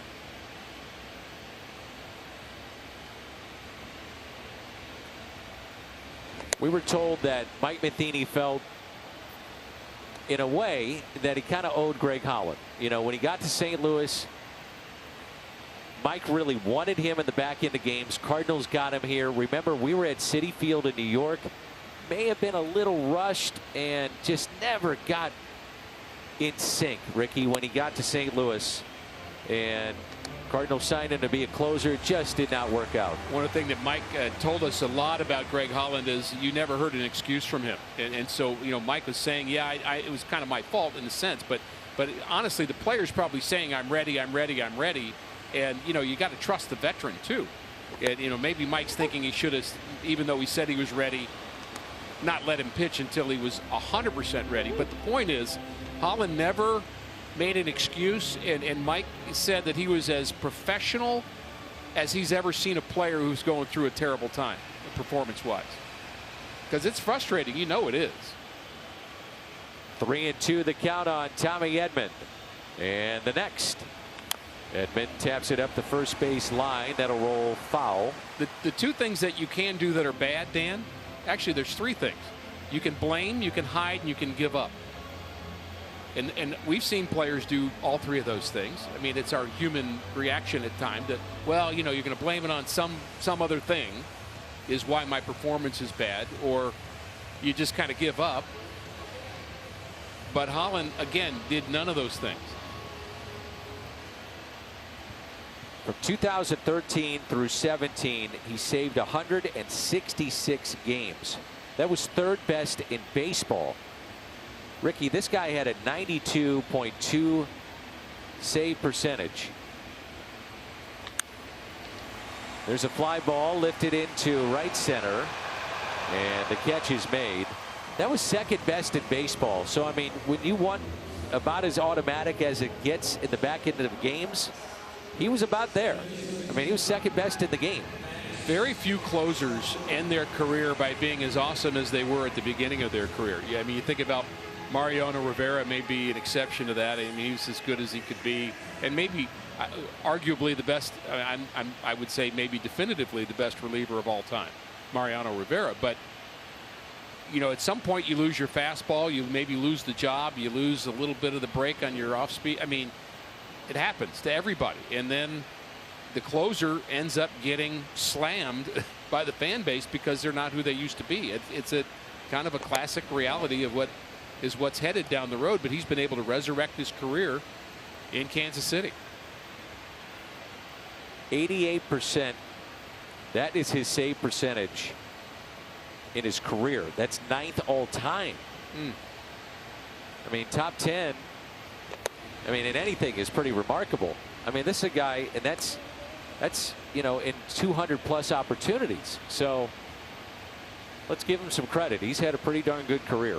It just did not work out here in St. Louis. And again, in a high pressurized spot in this sport, being the closer, didn't deflect from it as Schrock hits a high fly ball into right field. Cordero drifting back at the wall. It's off his glove.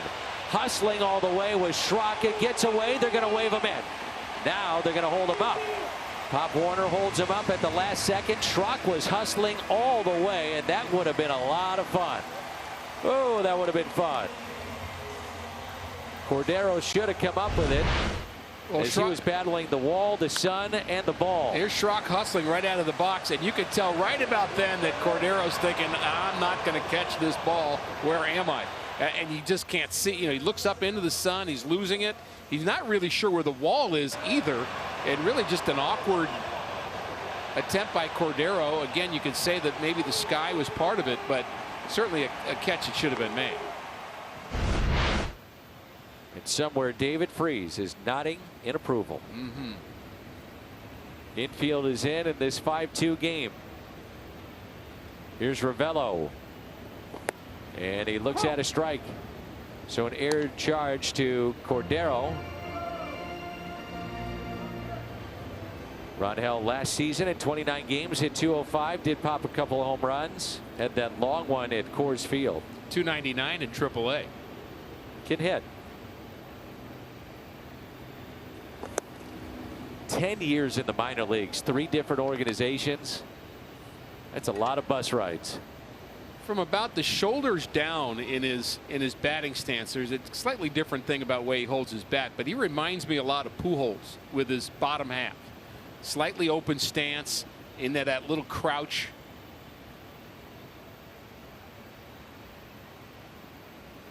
And Ravello hits a fly ball out to left. Schrock will tag up. He will score easily, and that'll make it a 6-2 St. Louis lead. Ravello with the RBI.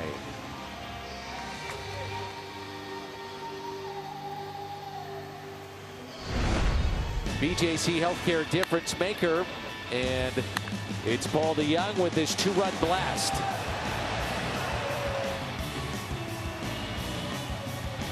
That swing of Paul DeYoung on that home run in Austin Dean here, important at bat for him because he's another guy that's shown well since the summer camp has started. He was a little slow in spring training, but I think he's starting to open some eyes here at the summer camp. But DeYoung's swing on that home run reminded me of one of the top golfers that can have this nice easy swing and hit the ball 300 yards plus. DeYoung's swing was so smooth there, but it got out of the ballpark in a hurry. Puts a little backspin on it, yes, which we have always heard with Mark McGwire. Well, with Brad Miller now going on the injured list, it opens up a spot. And so you think about Sosa, you think Dean, you think Schrock. Right. So a decision coming up here for the Cardinals. Dean has had a very good summer camp. Slow in spring, but very good summer camp. He's hit the ball well.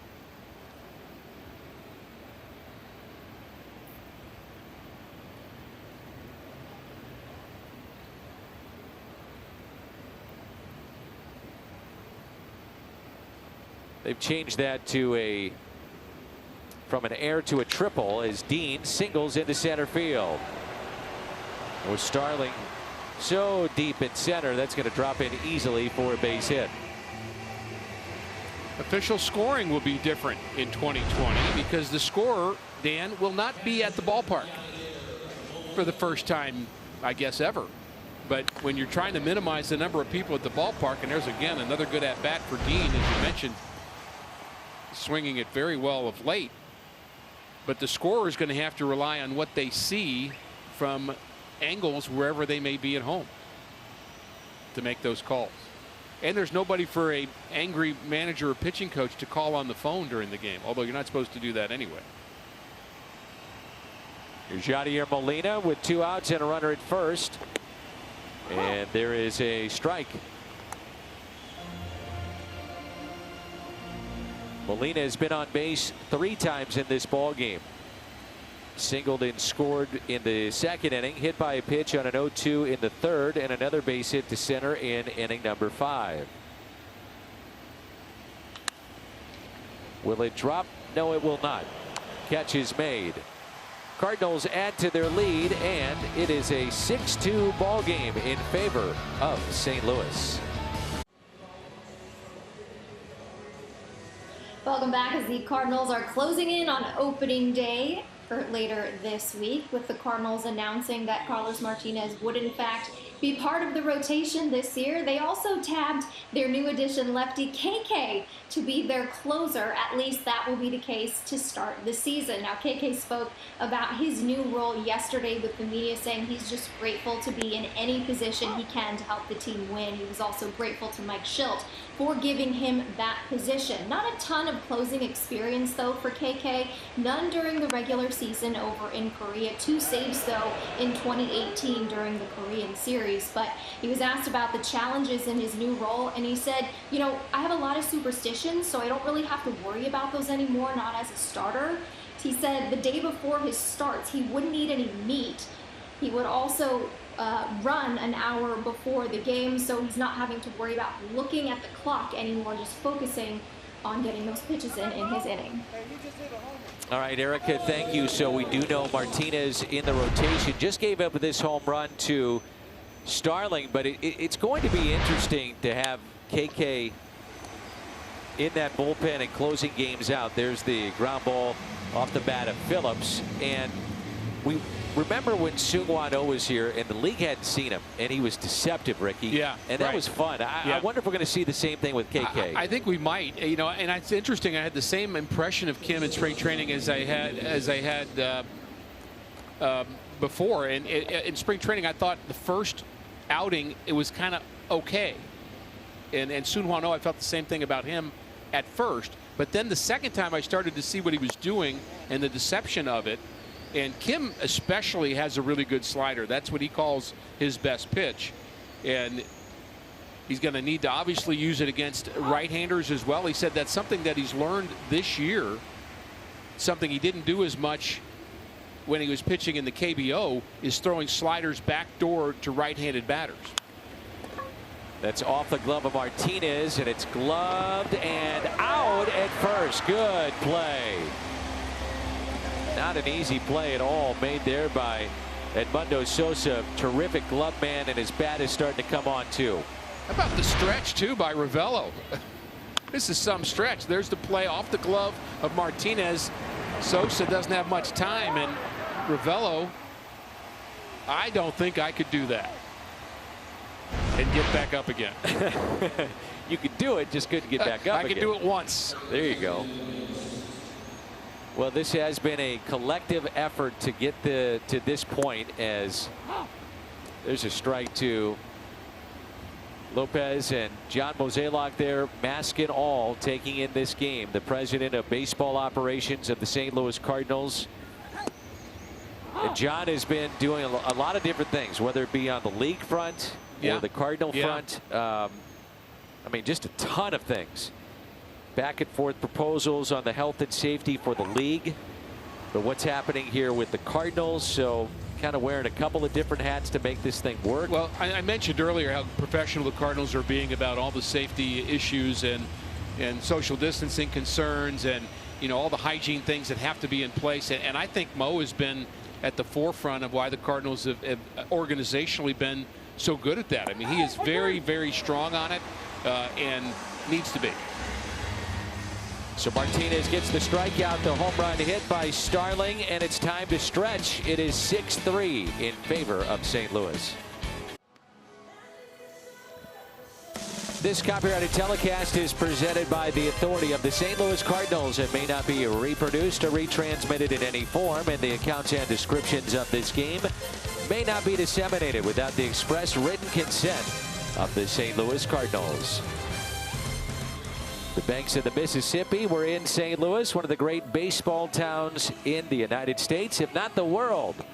With Rick Horton, I'm Dan McLaughlin, and we're back at it. And it's just awesome to have baseball and share it with you. And we started all off for real, Rick Horton, on Friday night, as the Pirates will be here. Well, won't that be terrific? I mean, I know we're going to have a different kind of opening day experience. We all will, and fans will, of course, be watching. And yet they won't be here at the ballpark, and we won't have a lot of the pageantry and all of the excitement downtown St. Louis. But I think there'll be excitement shared in our new way of sharing that. I mean, even families connecting and texting. I've had several texts during the game today of people that are just so happy to be watching Cardinal baseball. And I know, and that's what my hope is that everybody enjoys opening day in our new way, at least for now.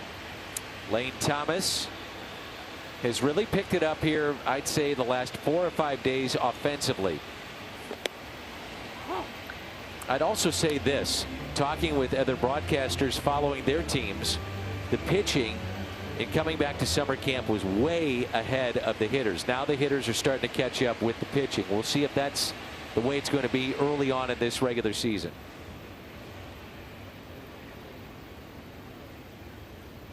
It's very tough for hitters just to find live pitching. Right. During the quarantine, I mean, you can only do so much in a cage or off a tee, those kind of things. One of the top prospects for the Royals is Bobby Witt Jr. and he lived in a town that had several professional players, former big leaguers. So he was hitting off of them, and he's been on fire during their camp because he's gotten to see the guys that are better, and he hasn't really missed a beat. You just hope that your neighbors are good competition. Not always true. 3 balls, 1 strike on Lane Thomas. Pinch hitting here for Fowler. And then we'll see Dylan Carlson. And he takes a leadoff walk. 97 miles an hour from the pitcher, Josh Tamont, who went to a college that normally doesn't produce big league baseball players, Biola, Bible Institute of Los Angeles, and a former Cardinal closer who I happened to talk to today went to Biola, and that's one Todd Worrell. Cardinals have received 7 walks in this game. Thank you very much. Switch hitting, Dylan Carlson. It is better to give than receive. And that is way inside. Dylan has been playing left and a lot of center in this summer camp and hasn't disappointed one bit. Very good spring, and that's carried over to this summer camp. Many of you know his father was his high school coach, so he was working out in California during the quarantine.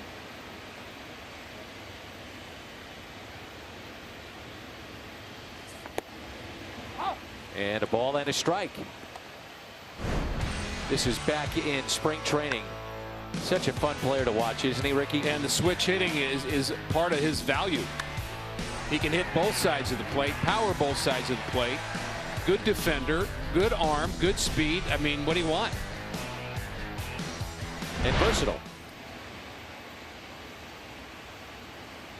The 1-1 pitch. How about the value of a guy like Carlson that, because of this summer camp, gets to at least take at bats at Busch Stadium? Right. Whether or not he sticks is another story, but the fact that he becomes a little bit accustomed to getting in the box here at Busch Stadium. Again, not 40,000 people here, but this is the big league ballpark, and so you get used to the first level of what it means to be a big leaguer, dealing with the third deck, even though it's empty. I do think there's value to that. Yes. Yeah. The batter's eye, the trip to the ballpark, the city a little bit. Of course. The clubhouse, things of that nature. There's really just almost a mystique about a big league ballpark. If you're a professional baseball player and you're aspiring to be in the big leagues, walking into the stadium is awe-inspiring enough. It gets your attention. The 1-2 pitch to Dylan Carlson on its way. And spoiled as it's fouled back to the screen.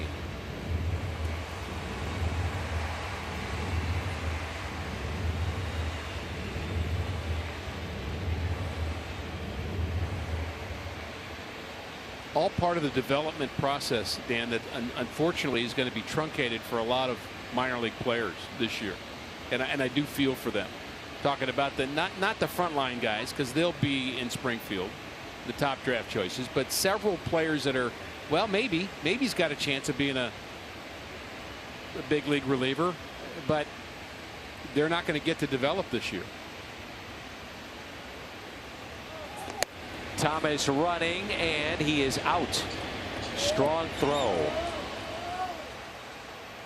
And that's the first out.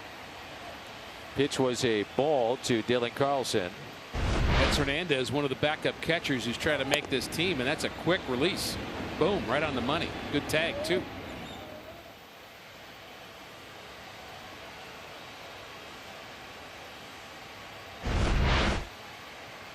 Two and two the count on Carlson.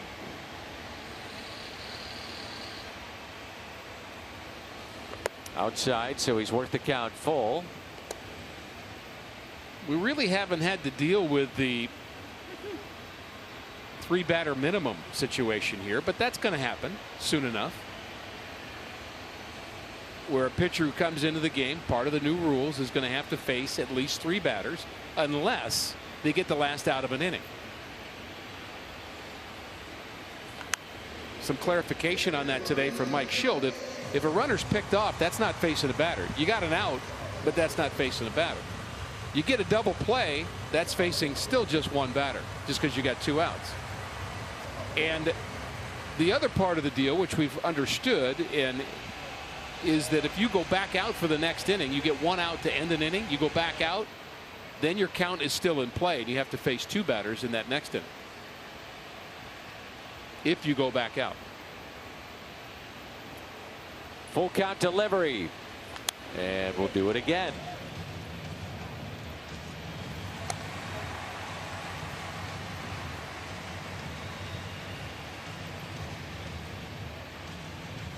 I do believe that's where you have a value in KK and Andrew Miller and some of those lefties. Genesis Cabrera again.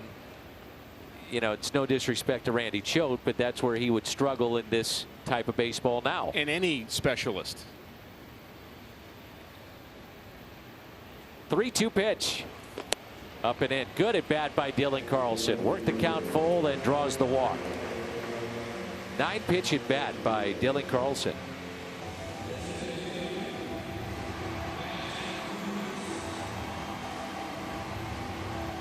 The DH is Matt Wieters. He has struck out, walked, and also popped out.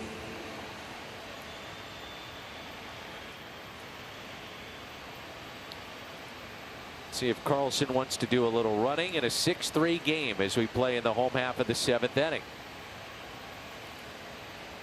You cannot see me, Dan, from our socially distanced seating arrangement here in the booth, but I have goosebumps on my arms because I'm checking out some of the kind notes that people are sending along about the Cardinals being back on Fox Sports Midwest, and it kind of warms my heart to know that, you know, I know that that's true, but just to be able to connect with the fans that are expressing that, and you know, I'd say right back at you, and just thank you for watching, thank you for hanging with this and staying with this and continuing to support Major League Baseball. It's a wonderful sport. We missed it too.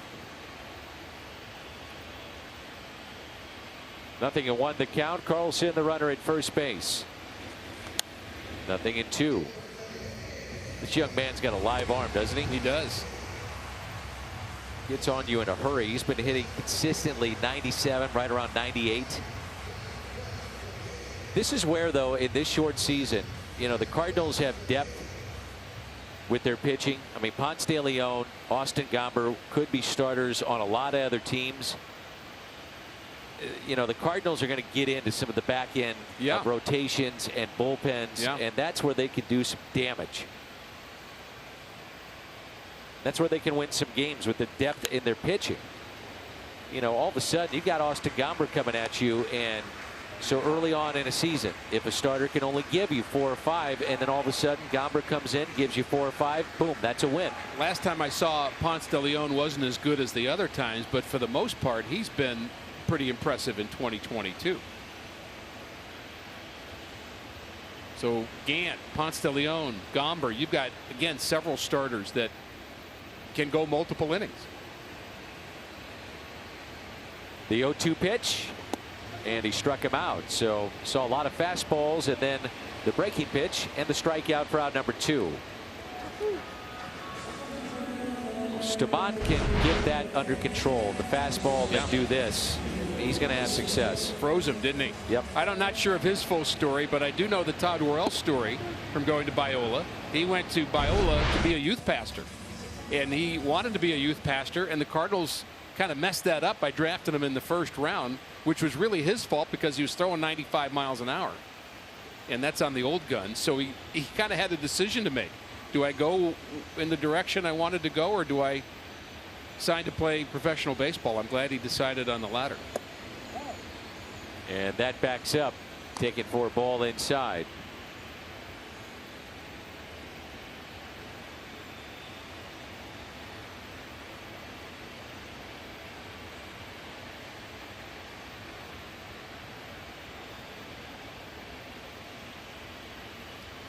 Edmundo Sosa,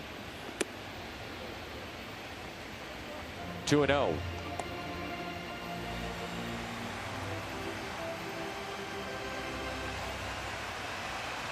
So you give those signs to your catcher. Catcher then kind of relaying them to the defense on the running game.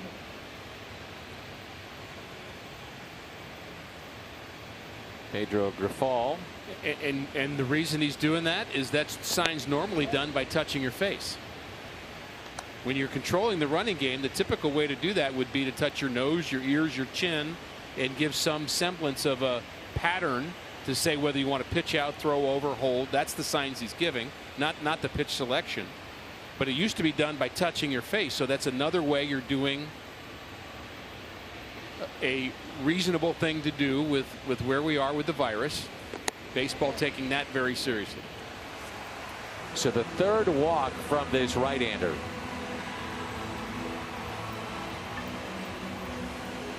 Ian Kennedy is loose, and you figure he's ready to come in. Mike Matheny, after 3 walks, has seen enough, and that'll be it. And Mike is coming out here. That's it. Yep, Kennedy coming on, and we're in the 7th inning. And a 6-3 St. Louis lead.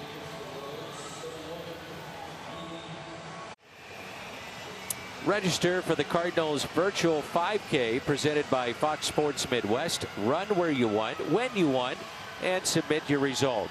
Those registering will receive a high-quality half-zip finisher's medal and more. Proceeds benefit Redbird rookies and girls on the run. Sign up now at cardinals.com/5K. I've already submitted my 5K, Dan, and I believe I'm in approximately 10,000th place. Doesn't matter. You raised the money. You did it. Yeah, it's all good. You got the I got it done. Coming. I got it done. Medal. I had the time to do it. Got it done. Good.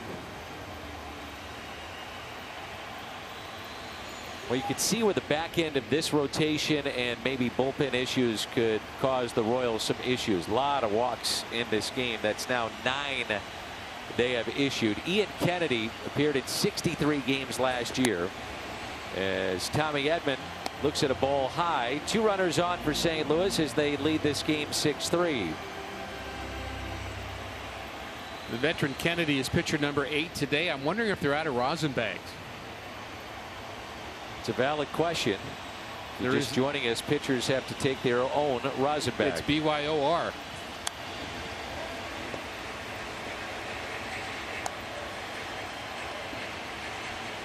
He is a former 21-game winner when he was with Arizona. 21-4 when he was with the Arizona Diamondbacks.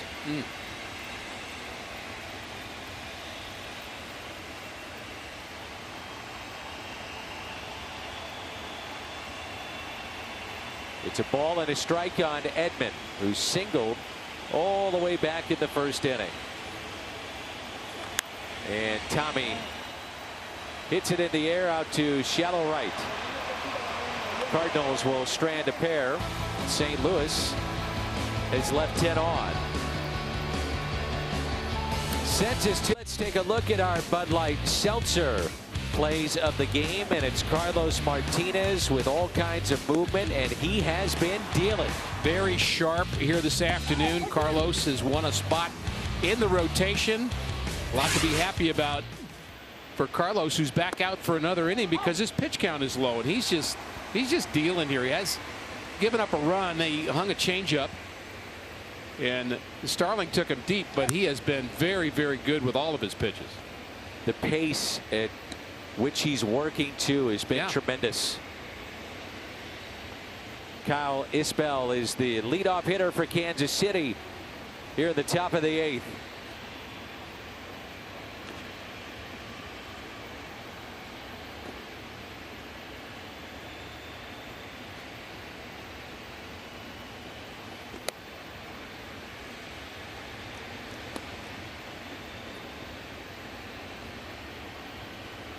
The Royals open up in Cleveland. The Cardinals here at home. That'll be Friday night against Pittsburgh as that pitch misses inside. The first starting assignment for Carlos Martinez will be next week.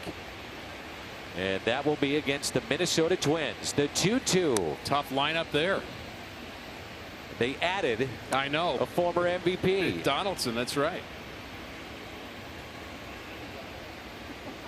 The Pirates in town. Friday night will come your way 6 o'clock with the hour-long pregame show as we start the race to the finish. 60 games of a major league season. Little chopper hit to the right side, handled easily by Ronel Ravello. Steps on the bag, and that's the first out as we start play here in the 8th. Brian Shapiro, our producer, back with us. As always, Tom Mee, our director. Brian McCann, Keith O'Brien. The gang is back. And we're glad that you're with us on Fox Sports Midwest, your home of Cardinals baseball. There's a few of those national telecasts mixed in. You know, those national guys get in the way. I could say that, can't I, Ricky? Yeah, you just did. Oh, yeah. We're live, right? I don't know if you can. Yeah, you can't take that back. Those we're not on a delay. I know people think we are, but you know, you say it, hang with them. You said it. Those darn national guys getting away, you know. You say that lovingly, Dan. I do. And of course, we're going to have some complexities that we're going to deal with as far as the away games. So for fans that are wondering, because we get asked all the time how that's going to work. See, I'm leading you to that. That's what partners do. Thank you, Ricky. Okay. So we are right now, Ricky and I are socially distanced in the booth. There's another ground ball to second. And so we're at Busch Stadium doing the game. But on the road games, we will not travel with the club. We will call the game socially distanced, studio, off a monitor. And that's how Major League Baseball is doing that this year, radio and TV. Those will be done off of monitors. And nobody, to my understanding, is traveling, unless you know something that I don't know. No, I know radio has been cleared to travel, but there's a lot of ifs when you do travel. The team the city that you go to has to want you there, has to have space for you, has to be comfortable with you being there, has to be a state where there's not a lot of cases, et cetera, et cetera. So that really has limited it to nothing at this point. Doesn't mean that won't change, but I think it's possible that radio would travel. It's possible, but not probable at this point. And you know, 2 months ago, I mean, baseball was up in the air. 2 months from now, who knows if we'd be allowed to travel. So, you know, it's the ebbs and flows of what we're dealing with. But right now we're at Busch Stadium and enjoying every minute of it on a beautiful day here in St. Louis. Nick Prado is at the plate facing Carlos Martinez with 2 outs and nobody on, and it's a count of 1 ball, 2 strikes with 2 outs and nobody on. And we understand people have dealt with far worse things than that we're going to have to deal with. You know, one of the sayings I heard early on is we're all in the same storm but not in the same boat, and that has meant a lot to me during this, trying to understand that other people have again suffered for a lot of reasons. The social issues that are going on, the social injustice, the economic issues, the pandemic itself. I mean, it's been trying for a lot of people. So let baseball take you away from that for a couple of hours. For a bit. That's right. And that's what we want to do. 3-2 the count with 2 outs and nobody on. Let's see if he can't pick up another strikeout here. Martinez, he's going to rear back and fire it. And he did, to the backstop. You know what, Ricky, sometimes when you're in mid-season form, you just it just works, doesn't it? Yeah, you just build it up, and then all of a sudden, boom, to the backstop. I'm going to say Carlos crossed you up there. He did, and that's what happened. Mid-season form, Ricky. To the backstop she went. Yeah, we're past midseason. Just well, you're right. Just to think about that, right? You got me on a technicality. I did. Carlos Hernandez, who is a backup catcher, had a caught stealing. You know, most points at this point in the season, you'd be asking me who the MVP is and what are the playoffs going to look like and who's going to be the Cy Young, and you'd be way ahead of that. You can't ask before the season actually starts. I will say this: whoever wins this season, yeah, I've been asked this a lot. You know, they say, well, you know, it's not really like a real. I say, well, I'll tell you what, it's every bit of a champion this year. I agree. I agree. To get through this, wow. 2 outs, runner at first.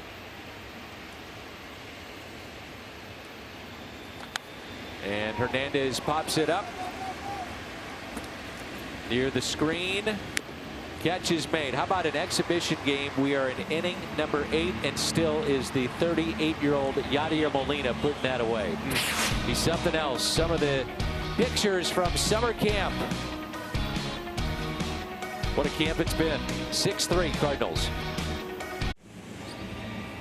Familiar face, Trevor Rosenthal into pitch here in the bottom of the 8th for the Kansas City Royals. Former Cardinals closer, former shortstop that was found by the scouting department of the Cardinals. They knew this guy had a big arm, and boy, did that prove to be right. Did he ever? 100+ several times in his career as a Cardinal. The number's great. The all-time saves leaders for the Cardinals. We mentioned Todd Worrell, and of course we love Jason Isringhausen as the all-time save leader and still on the Cardinals coaching staff and working in the minor leagues. Great to see him in spring training. Hall of Famer Bruce Sutter and Lee Smith on that list, but so is Trevor Rosenthal. Max Schrock looks at a ball. Heard from Bruce Sutter today, wishing us well. Oh, that's great. And we're thinking about Bruce. Going to miss him on opening day. The Hall of Famer said, I can't wait to see baseball back. We are told that Rosenthal does have, you know, the velocity is back. 96 on that last pitch. Yeah. Had 23 postseason appearances for the Cardinals 2012 to 2015. That was all under Mike Matheny. Saved 7 of 9 games. That pitch at 97. I will say he was throwing 100 when not many people were. It's a good point. Now a lot of people are. Save percentage in that time was 91%. It was painful. We were doing a spring training game a couple of years ago, and he was coming back from the Rotator Cup, and he was with the Washington Nationals, and he just couldn't throw a strike. You know, it kind of lost the ability to throw a strike, and it was tough to watch. It was. And good for him to get back to this point, to have the feel to get back on the mound, throw strikes, and be effective. That slapped the other way, and a base hit. So Schrock 2 for 2 with a triple and now a single the other way. He's making a case to make this team.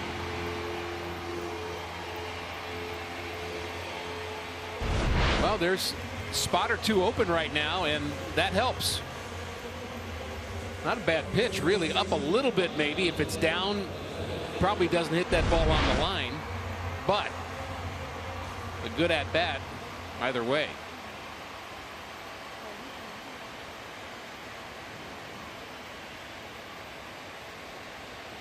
Ronel Ravello. Cardinals actually hit into 3 double plays in the first 3 innings. Trevor would love that double play here. He just might get it. 4-6 3. No, they call him safe at first. Should mention that we will have instant replay starting on Friday night. I'm told that, and they were going to try to speed it up anyway, but they're going to try even harder this year to speed up the time to review. I mean, actually, it's more of a socially distanced room now where the replay room is in New York. Fewer people in that area, and instead of having several people confer and talk about it, I think it's just is what I see move on. Yeah. And that may not be a bad thing. Here's Austin Dean. Dean had a base hit to center his first time up. Came in back in the 6th inning. And a fastball at 97 taken low. You know, to your point earlier, Ricky, the average fastball velocity in Major League Baseball reached 93 miles an hour in 2019. The average breaking the 93 mile an hour mark for the first time in the pitch tracking era. In 2018, it was 92.7. And if you go back a few years prior to that, it was right around, 91. Right. So, Trevor was kind of literally ahead of his time in hitting that 98, then 99, and then it was consistent at 100.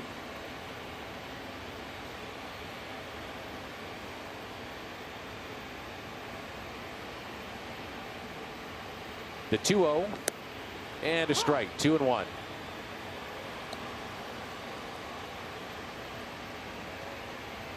I would imagine the mental barrier to get over throwing ball after ball after ball and wondering, man, I did this. How come I can't throw a strike anymore? And now to get back to this, to where he could be their closer at some point. Good for Trevor Rosenthal. Where you start thinking, is it, is the grip wrong? Am I squeezing it? Is it too light? Am I out in front? Am I staying back too long? Am I closing off? Am I opening up? So many things go through your head, and then the best thing you do, and Trevor Rosenthal was at his best. I mean, this is an odd thing to say, but he really wasn't doing a lot of thinking. I mean, he was just getting it and going. Very simple. Boom, here, hit it. A little bit of what he's doing right here. Yeah, I think so. And I'm not saying that's a bad thing. I think that's a good thing. You prepare before, but once you get out there, you just have to do it without thinking. And those adjustments that you make during the game should be natural, not overly thought through. I also think he's not as bulky up top. Yeah, I think that's true. 3-2 pitch. Will they start the runner here? They do not, and it's hit out of play.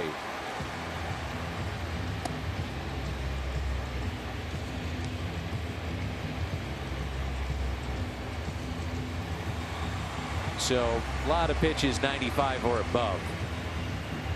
And you can see he has hit 99. So he's right there at the century mark.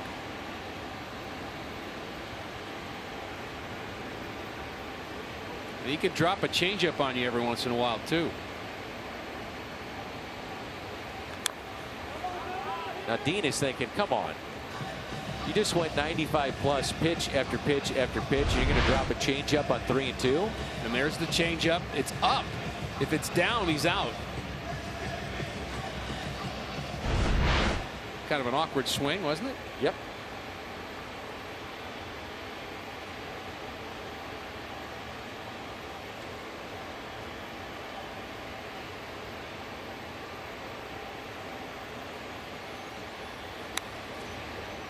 Whew.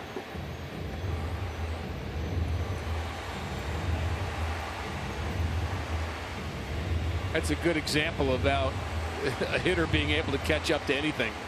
97 up in his eyes, and Dean's still able to get a piece of it. I think a better changeup is what he's going to see here. Pitch number 9 right here of this at bat. 3-2 pitch, Rosenthal. Now they'll start the runner. Swing and a miss from his knees. Double play. Let's send us to the 9th inning. That's the 4th double play turned by Kansas City in this ball game. Strike him out, throw him out. Scoreless inning for Rosenthal, and we head to the 9th. Kwang Hung Kim, who spent 13 years at the KBO, signed with the Cardinals, and now is the closer here in St. Louis. So really a battle between Kim and Carlos Martinez. Cardinals rewarding Martinez for his work in spring and the time between spring and now, and saying that Carlos earned it. Didn't do anything to disappoint even in this ball game here. Kim goes to the back end of the ball games, and he's going to have a chance to close it out. And you think about it too, Ricky. If you got lefties coming up and you're in the 8th inning, go with Kim. You go to 8th, the 9th. He's stretched out like a starter. Certainly possible to even go more than that, really. And when you say Carlos earned it, it's a little bit like the heavyweight champ. Kim pitched pretty well too, but you kind of give it to the champ if he's kind of the defending champ, and Carlos, the incumbent, gets that spot. But Kim has certainly earned a spot and is expected to contribute in a big way, and may be a starter before it's over. Who knows? 17-game winner last year in the KBO. He went 17-6 with a 2.51 ERA. Carlos, by the way, is not done yet. Good breaking ball right there by Kim, and Martinez throwing in the bullpen to get more work. Only 50 pitches thrown, so he needs more work. Good for him. Cordero strikes out looking, and that's how we start this 9th inning.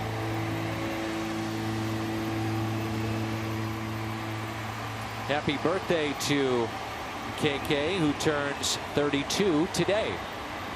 He has two kinds of breaking balls, a curveball and a slider. Here's the curveball. He gets the swing and a miss, 70 miles an hour. Good downward break. And here is cheese at the knees.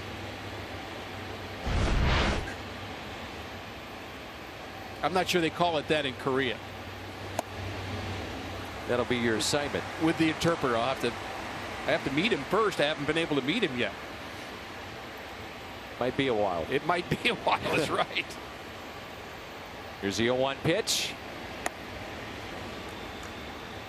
KK's got a little flash and flair to him too, and unfortunately no fans because he plays to the crowd. We were told that. Yeah, well, good I think pitch. when a pitcher's dealing, you feel it. You know, Carlos has that. It's just a little bit of a looseness. I'm not sure what the right thing I would say, but I like the energy. I like when a pitcher shows a little energy. He's got the long stride towards the plate too. Adam Wainwright was mentioning that the other day. Deception. The 2-2 pitch. Just got a piece. This is Nick Heath at the plate. Talk about the long stride. Let's take a look at it. There's the leg kick. Way out, but still able to get out over that front foot. And the 2-2 pitch. And he struck him out. Back-to-back Ks for KK. He's pitched in the Olympics. He has pitched also in the World Baseball Classic. And he's also been an MVP in the KBO as well. There's that energy in the motion. I mean, he lets it go, doesn't he? Yes. I would say that kind of animated delivery makes me think more of a closer than a starter, frankly. He's also got a little like a forkball or a splitter, which you don't normally associate with a left-handed pitcher.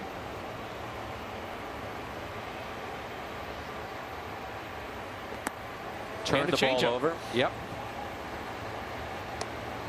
He's won a Gold Glove in the KBO. So when you win a game, how do you celebrate? Well, about to find out. 2 balls and 1 strike. Led the KBO in wins a couple of times. ERA leader in 2009, winning percentage leader. Led the league in innings pitched, and now the Royals down to their final strike. One thing I'm seeing is he likes to pitch down in the zone. Dan. Yep. Low riding fastball.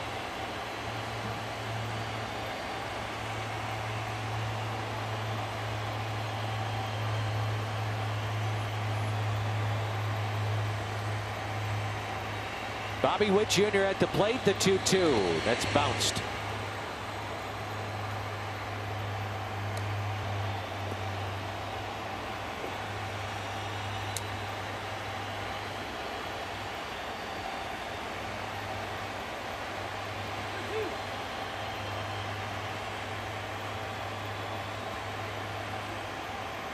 3-2 pitch by KK. Swing and a miss. He strikes out the side to finish it off and does it in impressive fashion as the Cardinals win it by the final of 6-3, and they wrap up summer camp, and opening night is on Friday.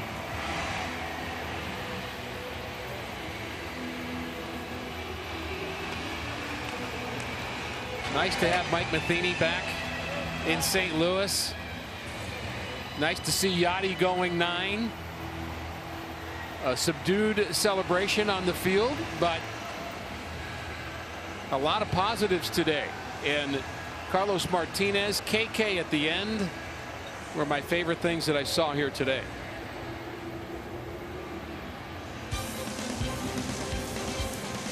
We'll step aside and wrap it up in just a moment. Cardinals defeat the Kansas City Royals by the final of 6-3, but most importantly, it was great to be back with you. Back with more in just a moment.